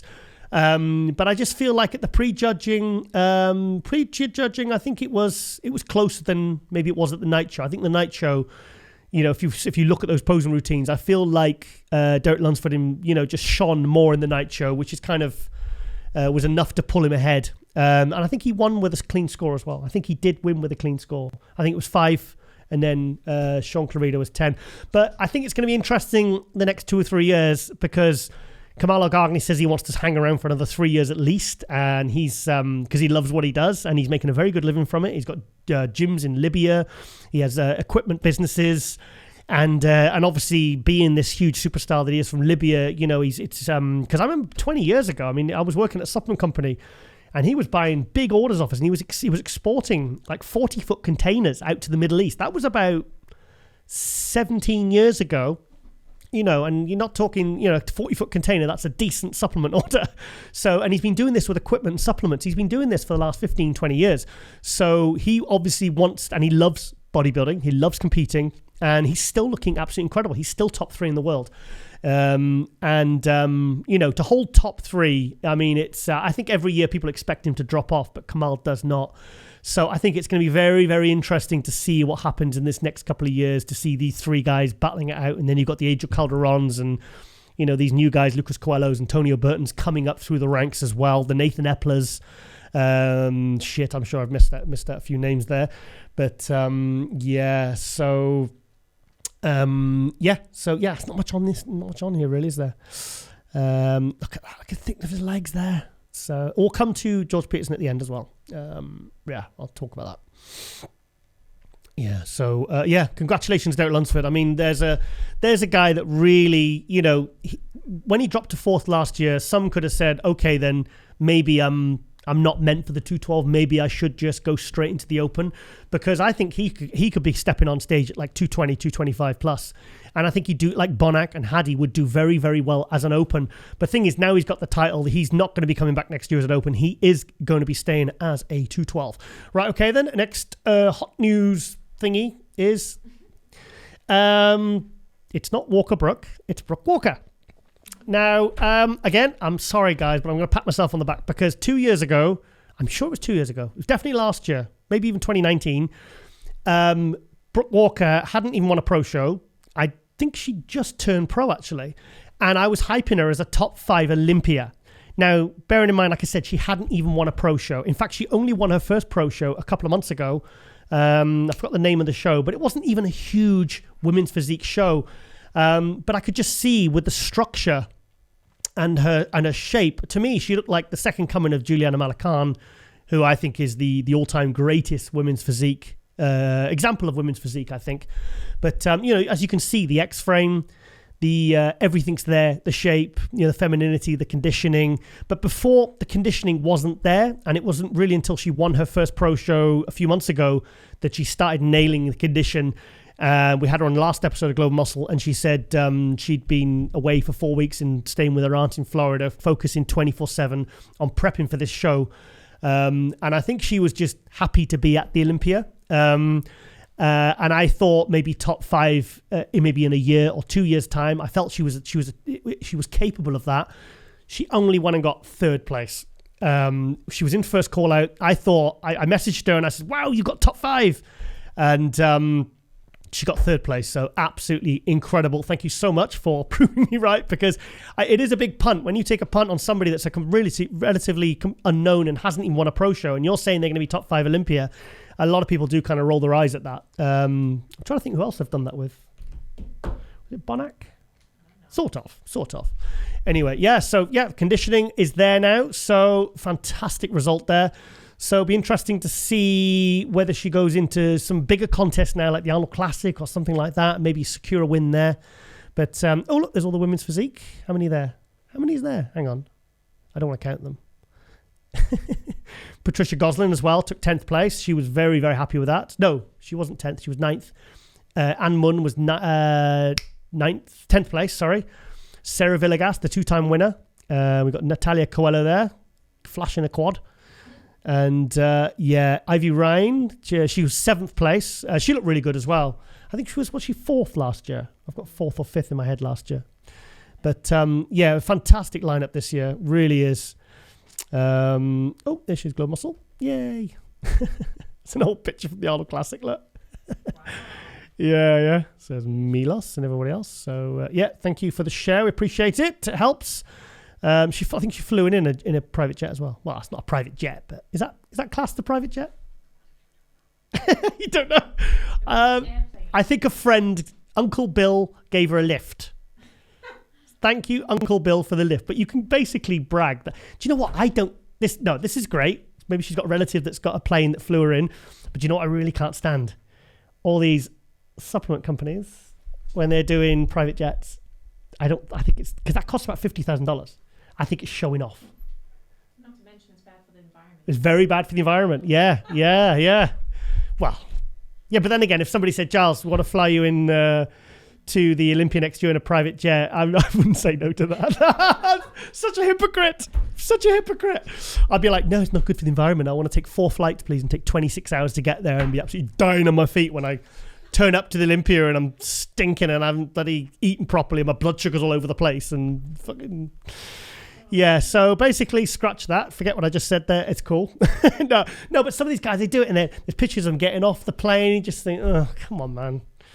You know, have you really got that much money that you can just blow $50,000 on something like that? And I mean, I can understand it if, I don't know. Probably going to get a lot of hate for that because a lot of people love all that sort of shit, don't they? And I think it's like, ugh. Thing is, how long are you on there for? A couple of hours? It's meant to be quicker, so... Is it quicker? Yeah. Oh, whatever. I think it's a bit poncy. It is poncy. Not you, Brooke. That's not poncy. That's your Uncle Bill giving you a lift. That's cool. We like that. And the thing is, it's probably within... So she was staying in Florida. So she flew into Florida. Yes, so she flew from one area of Florida to another one. So it was obviously a very short flight. So, well. I wonder where she put her bags, because they're only like 2-seaters, those things. Do you think she sent her bags by courier or something? Do you think she made her mum drive with her bags and she flew in with Uncle Bill? Oh, well, maybe we'll have to find out, Brooke. Let us know. Right, okay, then. Next one is the Mr. Olympia LLC. Just because I want to see some of the cool content. Oh, look. This is Derek Lunsford at a photo shoot. When was that? I'm assuming that was today. Next year, just bring conditioning. What are you talking about, 742_BT? What did they say? I bet they roasted him. And he still wins. If he's missing conditioning, he's not a champion. To be number one in the world, you have to have... What are you talking about? Mate, you're talking bullshit. The heavier flat guy is your champion. The heavier flat guy is what? Top 2 guys, always not a condition, seem to have set out... Well, this is nonsense. Trolls on Instagram. Right, okay then. I'm going to troll this guy later. I've decided. I'm going to, hassle him. He's going to block me. Right, okay, yeah, so this was obviously a photo shoot for Evagen. I'm just so happy for him, you know? It's just amazing. Okay, C-Bump. Being interviewed there by John Hansen, who we've had on MD Glow Muscle. He did like a history segment with Samir Banu. We've got to do that again. We've got to do a history segment where we talk about because we need to educate the fans in MD Glove Muscle. But I love Bumstead. He's cool. Do you think he looked better last year? They said he was heavier this year. I don't think he was. I don't really No, he wasn't care heavy. if they're heavier. I just care if they look better. Jennifer Dory. Don't say it. What? Yes. Do you think this look? No, yeah, she looked great. She looked good. This is obviously a very different look to what they're going for, because the conditioning doesn't look on point. But anyway, fantastic result there for Jennifer Dory. That's Brandon Hendrickson, the Olympia champion, men's physique. What's this lady's name again? Francielle Matos. Francielle Matos, the new winner of the new Pro Wellness at the Olympia. I know what it is. I can tell because they've got the big, massive legs and glutes. Attila there. I'm glad Attila didn't compete this year. I think that's really good because, obviously you're, doing stuff in the pro league and judging. I think it's good that you're not competing as well. I think that's a decision you have to make. I think that shows integrity of the pro league, and I think that's fantastic. Right, okay, then Brandon Curry. He looks upset. I suppose, well, he came close. He came bloody close. The pre-judging, there was 1 point in it between him and Big Ramy. Terence Ruffin. So John's getting he's getting some of the second places. He's getting first and second. Who's this guy? I'm assuming he's the runner-up in the men's physique. I didn't watch the men's physique. Shocker. Laurie Chapados, second place. She's had a good year. Very good year. What did she win? She got 1 and then she got 4th, didn't she? Chicago. I think it was, yeah. I think she won Chicago, I think. She's won 2. 2 this year. Yep. And there's, I forgot her name now. Fit Rockstar. I forgot her name. What am I talking about? Oh my God. Hang on. I can't. Isabella Terrell. Oh my God, yeah. Isabella's cool. I'm glad she's got her own Fit Rockstar show. Doing very, very good job with that. So fair play to her.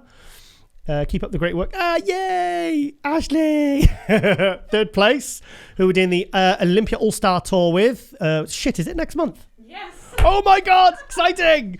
We're going on tour with Ashley for the Olympia All-Star Tour. And I think you're right. I think we should do another one with Brandon. Yes. Another Olympia All-Star Tour with Brandon. And you know what? I would love to do another one with Phil Heath. Like this video if Like- you want a tour. Like this video if you want. Like this video if you want a tour. Stop trolling my show, Lauren. Wow, fair play. Yeah, Ramy, he looks good, doesn't he? He looks really. Yeah, you can never win the Olympia by fluke, but it shows that. Well, I'm basically saying it was a fluke last year, but it wasn't. That's what. I don't know what I'm saying. Hang on, I'm getting giddy. Oh, that's Sydney. From today's shoot. Yeah, 5-time Olympia champion. To be honest, I don't think there's anyone that even comes close to her. I think Sydney Gillen is literally, I think she'll be like the Linda Murray of figure. I think she'll just keep winning and winning and winning until she basically just calls it a day. What did Oksana, when she retired, what did she got 2nd or 3rd, didn't she? Or did she drop to 4th? She won it like 3 or 4 times and then She got 2nd last year. No, before she came back. Oh. So It's not that important. It's not that important, Lauren. you got all your notes with all the. I'm gonna have a look at a notepad. 4 But times. 14, 15, 16, and 17. yeah, I know she won, and then maybe in 2018 did she, Retire. or did she just retire on top? What do you mean retire on top? Well, did she win? It doesn't matter. No. No, it doesn't matter. It doesn't matter. Come on, wasting time talking about something that's completely irrelevant. Right? Okay, here I've heard he's Chupon. Yeah, come on. Yeah, he won the People's Champion. That's twice he's won that now. So. Is it twice? Yes, he won it in 2019 and 2021. Big Ramy won it last year. See, look, around here, he's not as big. And this leg is a lot smaller this year. Still brought an incredible, mind-blowing package. But maybe he had to come down a little bit to get the separation in his back, which he lacked in years past. So, yeah. But I was very impressed with what Hadi brought. I mean, I thought he brought... I mean, look at this shot here. You know what? I think if he'd have won, no one would have complained. I don't think anyone would have complained. So I just can't get over how big Hunter is. I didn't think he would. I thought when he stood next to Ramy or Hadi or Brandon or, guys like Nick, I thought he would look a lot smaller. So for that reason, I am so impressed. I'm so impressed. He's really big. I mean, he's in that front double bicep there. He is really, really looking good. So that is absolutely fantastic. Okay, the top 3 in the... top 5 in the Classic. There we have Chris Bumstead, 3-time champion. I would say he was as good as last year, but I wouldn't say he was better. I think the thing is, there was such a dramatic change from 2019 to 2020. I think maybe we were expecting some of that again. And, well, we kind of brought equally a good as package, I think, as this year. Someone said his conditioning wasn't as good this year, and I think they're talking bullshit. I think his conditioning was sensational. I mean, I can't see how his conditioning could be much better. Terence Ruffin, him and Chris are my 2 favourite examples of Classic. Breon Ainsley really shocked. I thought he looked fantastic. 2-time winner. Was it 17 and 18? Yeah, 17 and 18. And then he dropped to 3rd place, 2nd place in 2019, 3rd place last year. Yeah. Now, the thing is with Breon, he really struggles to make it down in weight. So he's ready 10 pounds over the weight limit. So he has to really suffer to get down to the Classic limit. Now, I think it came off his legs. It came off his legs, definitely. To get under the weight limit, I think it had to come off. It came off here a little bit because his legs definitely look smaller than they've ever been, which means he's probably put size on his upper body. But obviously, to make it under the weight limit, the weight has to come from somewhere, and usually it can come from different areas. It's weird how it works, really. It's weird how the body works. There's Miracle Bear on Instagram at 4th place, and this guy. I tell you what about Brazilian bodybuilding, they have got a bloody good fan base. They're like Hadi in Iran. They're probably the most dedicated, hardcore, loyal fans. Iran and Brazil, there you are, I'm saying it now. Iran and Brazil, the best bodybuilding fans in the world. Put that in your pipe and smoke it. So, sorry, the names there. Ramon Rocha Querios and Urs Kalasinski, 4th and 5th. So let's have a look. What else we got on here? Oh, that's the wellness lady. I don't want to see her doing dumbbell squats. Boring. So I don't want to see men's physique. Sorry, not into that. Tell you what, Hadi looks bloody good there. Wow, look at that. But he sacrificed a bit of fullness and thickness to get that level of, all 360-degree detail. Yeah, I suppose he experimented with a different look. I wonder how far off 212 he is there. Because I saw him in 2017 as an open when he beat Brandon Curry, came second to Cedric McMillan, San Marino Pro, and he'd only just done the 212 at Korea when he lost to Flex Lewis, controversially, many say. So he couldn't have been more than 212, 215, 218, maybe maximum there. He looks smaller here, but he looks more detailed and polished and conditioned, And it just shows, would you believe that, if he's 215, Rami's like 295. He doesn't look 80 pounds heavier, does he? Maybe even 90 pounds heavier. Disparity. And you got Brandon at probably around 250, 255, because he was 245 in 2019, and they said he was 10 pounds heavier. So I'm guessing Brandon's around 250, Rami around 295 by the time he stepped on stage. And then you've got Hadi at maybe 215, 220. Yeah, I'd be interested to know how close I am, actually. Because I'm on a bit of a roll at the moment with my predictions. I'm very, very bang on at the moment, so I'm getting a bit cocky. What do I get completely wrong? Okay, guys, sorry, I had a bit of a cat situation there. It's funny, I can't hear him in the headphones, but, Lauren can. She says it's distracting, so, it's all about her. Right, okay then. Next hot news segment is, I like to go to Bodybuilders Without Borders, Daniel L, because this guy really, he's basically on the button. On what's the phrase? On the money? Yeah, on the money with his updates. Do you know what? I just saw this literally as I was scrolling. Rusty Jeffers. I thought this was a Photoshop or something, because that beard looks like a bloody emoji put on his face, doesn't it? But his beard is real. The beard is real. You won't know Rusty Jeffers is. He was probably around before you were born. But yeah, he was a pro 90s, early 2000s. Yeah, I think that's fair. Used to do the pro Ironman. Made top 10, I think. I'm sure he made top 10 in the pro Ironman once or twice. And he's making a comeback. 2 weeks out from Pro Masters, Legion Sports Fest, because they're doing a Pro Masters. Chris Mins and Bajana. You say potato, I say tomato. He does a Pro Masters show. And what did I see his, hang on, am I making up his age here? He was known for his posing, for really, really, really good posing routines. So I can't believe, he looks fantastic. I mean, you can see he's aged, but my God, I mean, he was very, very good poser. And not just like in terms of the quality of the posing, but like the aesthetics of his physique. But he looks as big. He looks every bit as big there. Let's try and get his, are we going to get his body weight? Bruh, Santa ain't playing games this year. I have seen Rusty since many years in Muscle Magazine back in 90s, 2000s, and still so impressive. Honestly, I thought it was one of those aging apps or whatever, and they basically took his physique from 20 years ago, and I thought but it's not. It's a real photo. So yeah, wow. It's funny because you just always assume that these people haven't been around on stages. You assume they're done, and then all of a sudden you find out they're still training hard and looking great. And another one is Roy Ladelmeyer. Did he? No, he never turned pro. And he was another one like Rusty, very aesthetic physique, very, and still looking beefy as fuck. And still, so I just, maybe I have to get Rusty on. I bet he's got some stories. I bet he's got some cool stories.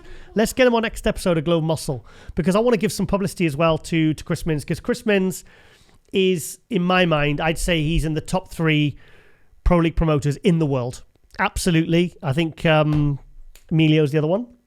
I don't want to say the third one. Tim Gardner. Dan Solomon. Oh God, who have I left out? I've left out... What? Freddie Nadeau, yeah, fantastic. So there's 6 in my top 3 there. It's like when I'm doing my prediction for the Olympia. Right, I've got 17 names in my top 3, Ron. So just play it safe. So go on, getting giddy today. It's because Olympia weekend. They are. Look, this is what I was telling you about Mike Summerfield. Yeah, that is... Because he's still not as probably as lean and as separate as he could be.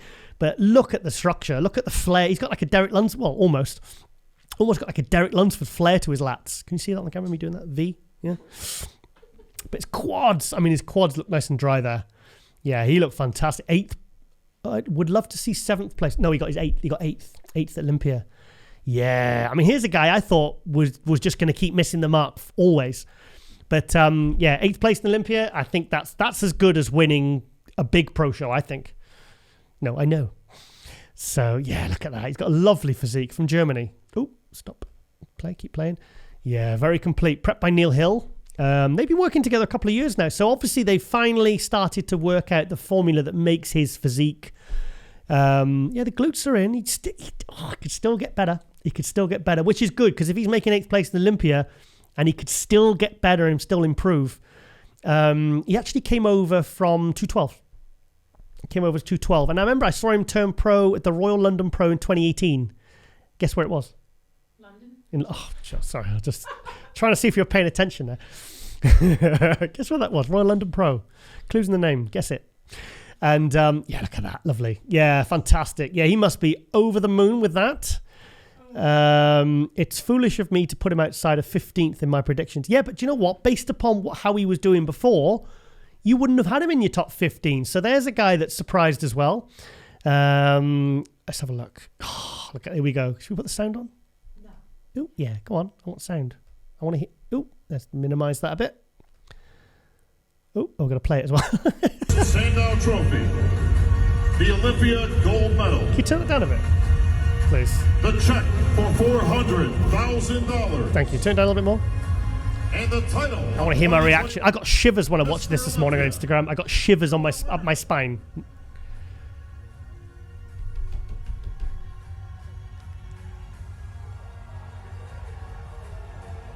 Come on. Look at Brandon's abs.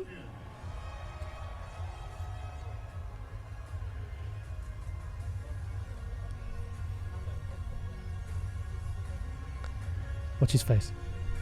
Come on.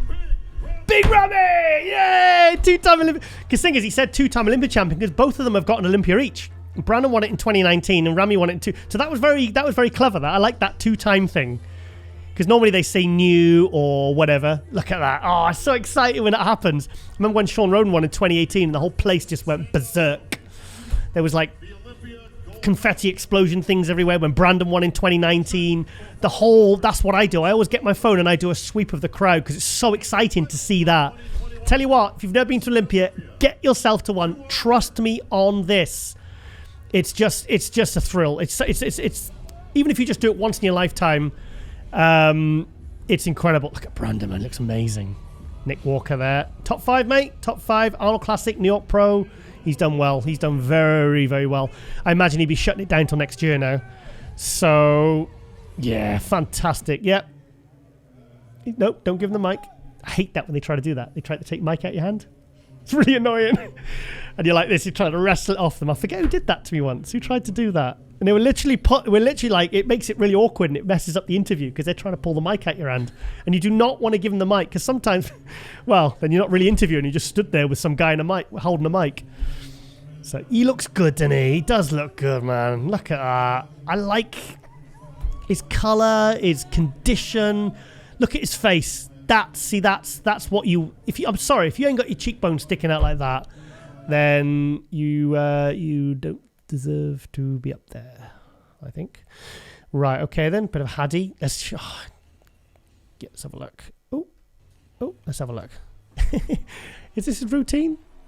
That can't be his routine. He can't be coming out to his routine doing that. Is it? No, this is this year. Oh, this is the 60-second at prejudging. This is when they come out. So this isn't his posing routine. Yeah, he looks good. Looks great. He looked even better at the night show. Right, okay, I think we'll move on from this one. But got some good stuff on here, mind. Bodybuilder Without Borders. But Hunter versus Nick. I can't believe that. I can't believe that Hunter beat Nick. And, I thought Nick would completely blow him off the stage.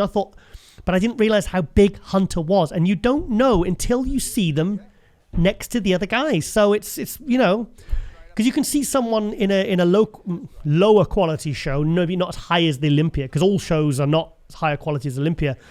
So when, they can look amazing and they can look incredible and huge, but then when you put them next to the best of the best, like this at the Olympia, then you see really how good and how developed their physiques are and where they really kind of stand, But I think Nick really needs to work on his chest. He really does. Well, he's... James Hollinshead as well from the UK. He was 12th place. I tell you, he looks very aesthetic there, doesn't he? And he's not really what you could call an aesthetic physique. I think this was the best version of James Hollinshead I've ever seen.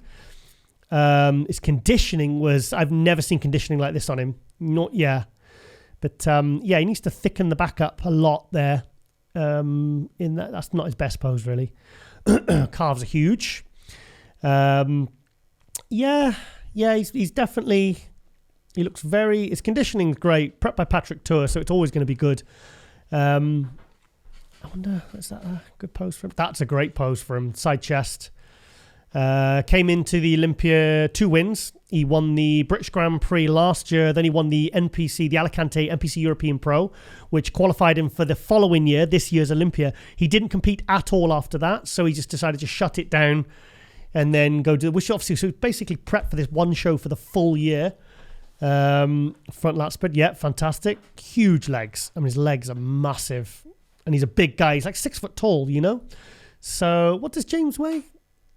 Okay. That's a good shot. It's a good shot. Still like to see more detail. I don't know how can you get more detail in your chest? I don't really... because Ramy kind of, when he does that shot, nothing really pops in his chest. Not really sure how you can train or prep for that if it's not there kind of genetically, But, fantastic shot there. First Olympia, 12th place. I think that's pretty good. Good springboard for next year. So hopefully he can move up into the top 10, maybe even to the top 6. So well done, James. I'd be really interested to see Nathan versus James versus Samson. Oh, wow. It's such a shame that James Hollinshead didn't get to do the Arnold UK the other week because we would have seen how he compared against Samson and Nathan. Right, okay, next shout out. hot news, is Miss Pretty Muscle, Andrea Shaw, 2-time Miss Olympia. Okay, I'm going to say it now. Probably going to get some heat for this. Andrea Shaw was the most dominant champion out of all the divisions at the 2021 Olympia. And to be honest, that's not even the best shot I've seen of her. She's actually more impressive on the video. I think she was so far ahead, kind of like Chris Bumstead was last year. I think she was so far ahead, I think it really was a competition for second place. I think, and I think if she just maintains this, I can't see anybody touching her for the next, like Bumstead, I can't see anyone touching her for the next 2-3 years. Or Sydney Gillen. I think she's going to be a 4-5-time Miss Olympia winner. Fantastic representative. Great shape. Very, very much improved upon last year. That's vitamin C. That's Sydney Gillen. Let's go, baby. Only got 12 likes. Come on, guys. I'm going to give it a like. Love heart. There you go. Yeah, kills it every time. I'm sorry I couldn't make it. Oh, I swear I'm going to make hug, get my photo. Right, okay. Yeah, so again, there she is with Sean Ray. Look at the shoulders. Look at the shoulders and arms. So much pop and fullness and yeah. Wow. Sean's not even trying to out-angle her. So who's this? That's a nice shot with Alina Popper. That's not Angelica, is it? No. No, not Texera. Angelica Nebbia. That's not her, is it? Looks like her. I don't know who she is. Oh, that's Alexandra Bandida. They look very similar. They could be sisters. Alexandra Bandida and Olympia, one of the Olympia organizers, promoters, Angelica Nebbia, they could be sisters. Telling you now. So I wonder if they bumped into each other backstage and went, "Oh, you look like me." Maybe, I don't know. So I'm going very off-piste again today, Lauren. I'm all giddy from the Olympia. Look, there's the... Oh, hang on. Oh, go on then. Look at that. Look at the condition. She looks... That was the Rising Phoenix, which she also won. And she won this car. Is it and prize money? Is it $50,000 and this car? And that's 4 weeks out from the Olympia. So, and you're the current Olympia champion. We've got to get Andrea back on MD Glove Muscle. Look at that car. I'd still take a Jag, though. I would. I wouldn't take that over a Jaguar. Jag's a class. I'm not saying that's not classy. It's a beautiful car, but it's very American. So, no, that's I'm saying, reason, context, that's the kind of car that is like really cool in America, but over in the UK, you know, I'd be more impressed by a Jag. So there you go. But different countries. Whatever. Right, okay then. Yeah, so I just want to give a shout out to Andrea because, like I said, she's, for me, as soon as I saw that, I thought, yeah, a very, very dominant. If you could be a dominant winner, like say Ronnie Coleman was in 2003 or Doreen Yates in 1993 or Linda Murray those couple of years when she was really at her all-time best, that's pretty much as impressive as it gets certainly in this industry, in any sport really. So, okay then, going to give Ashley Coltwasser another shout out. I'm going back to shout outs now. Yeah, third place. Well, aren't we happy? Yes. Yay! And we're doing, I just told you we're doing a tour with her in a few weeks in the UK and Spain. She's going to start off by competing. She did. I've not seen this. Okay then, first, rule 101 of doing interviews backstage, do a handstand. What's she doing? Oh, it's fantastic. Oh, bless her. Is she going to be like this on the tour? Yes. I think there's going to be a lot of energy on this tour. There's going to be a lot of good energy for the fans, you know, all the ticket buyers. So head to buffbombshell.com for tickets. If you're in the UK and you would like to see it at one of the 4 venues in the UK or one in Spain at the IFBB Spain Pro headquarters with Emilio Martinez. Okay, we've seen that 10 times now. I got to admit, when I saw it this morning, I thought she won the gold because I can't tell the colour. I thought, oh my God, she's won her 4th Olympia. But still very cool, still top 3 in the world. She's won, how many pro shows she won this year? 29. She's won 29 pro shows this year. Yes. Oh no, 6. 6 pro shows this lady has won this year. And she's going for 3 more. She's going to start off the tour in Romania. Then we come to the UK, the Romania Muscle Fest. And at the end of the tour, she's going to be finishing in Alicante. And then when she goes back, she's going to go and she is definitely going to go compete at the Toronto Pro. So if she's got 29 pro wins now, I mean, she could potentially, by the end of the year, be a 32 pro show winner. and absolutely obliterate Ronnie Coleman and Dexter Jackson's and Kevin Navarone and all their pro wins completely out of the water, I'm afraid. But here's a lady that loves to compete, as she said on the last episode of Glow Muscle. So, and we're really looking forward to doing a tour with you. I think it's going to be a lot of fun. So, it's going to be good. I have to get her in the studio. You're going to have to get her in the studio. And she can sit in the hot seat. Which seat is she going to get? You're going to give her your seat? You're laughing. You're saying like I'm like it's an insult that I would even offer Ashley Kaltwasser your seat. Are you going to give Are you going to give the other one? Oh no! Oh, Ashley's going to be pissed. She's going to be pissed. What's she doing? She jumps a lot, doesn't she? She's like a rabbit. Boing. She's like a human kangaroo with her trifecta meals. So. We've had a look at this last week. So, okay then. And next shout out is... Nicandro. Because he did a promotional video. Well, he does basically like really cool motivational videos, as you can see in this one. I've got to put the sound on this one, I'm afraid. Oh, let's zoom in a bit. Hassan Mustafa looked really good as well. I think that's one of the best looks he's brought all year. Tell you what, he edited this bloody... I'll tell you what, Brandon looks good there. He looks amazing. Nick Walker looks good. We'll see Crisper in the back, though. Yeah. Where does he get the really good footage from? You turned it down. Oh, he turned it down. I was getting into that then. I don't like that rip pack. There's nothing you could do about it, though, is there? Still, 4th place in Olympia. Bloody incredible. Yeah. Yeah, he gets really good footage. And he must really look for it. Maybe he has somebody there filming for him. Yeah. Oh my god, look at the comments. What? That's what I said to you. I wonder how many... Phil Heath! I wonder how many people had epileptic seizures with those lights flashing. Yikes. You actually said that. And you said it seriously, didn't you? Yeah, it's really serious. There's a lot Yeah. of in this. Oh, Robbie Robinson! Oh, let me guess. He's being negative.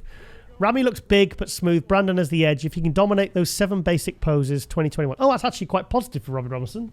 Normally, he's just horribly negative, how bad the state of bodybuilding is and how amazing it was in his day. So, it annoys me, actually. It really pisses me off, that does. Be a bit more positive. Well, that's relatively positive for Robbie.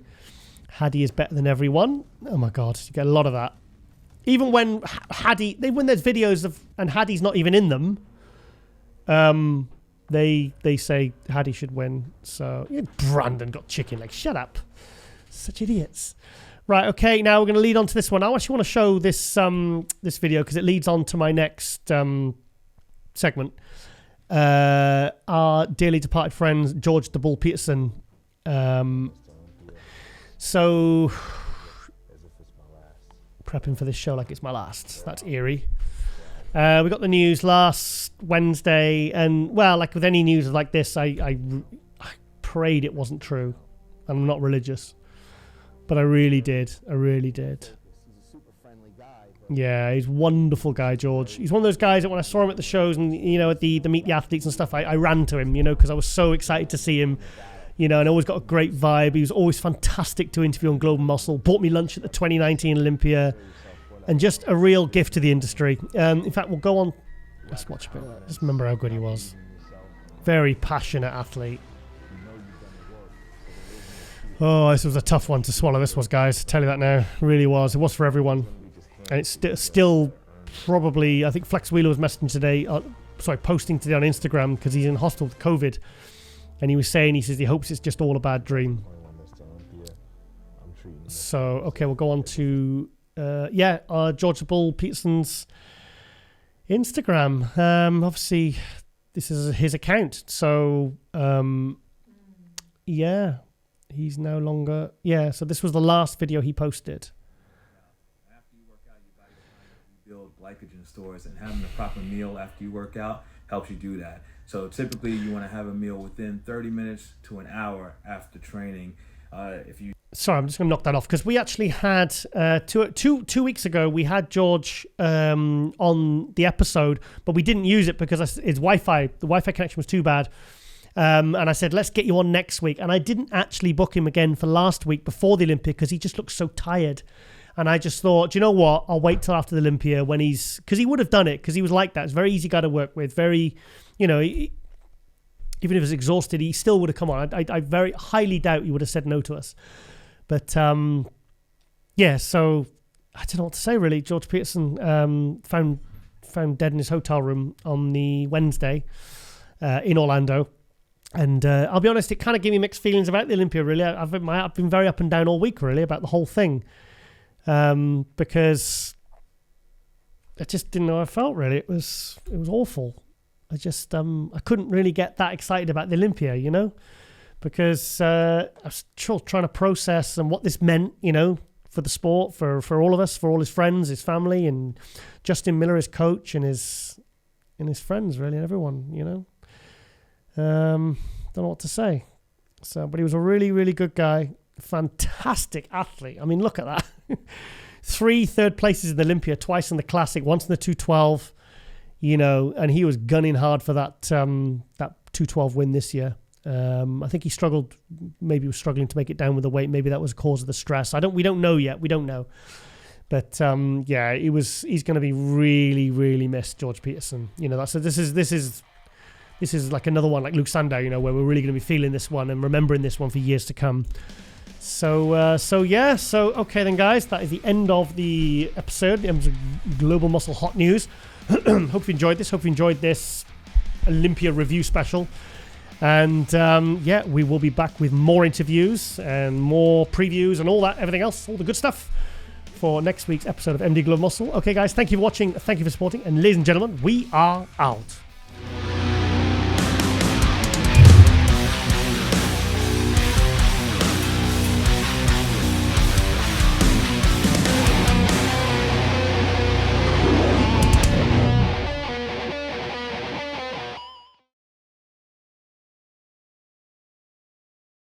Really have to fact check.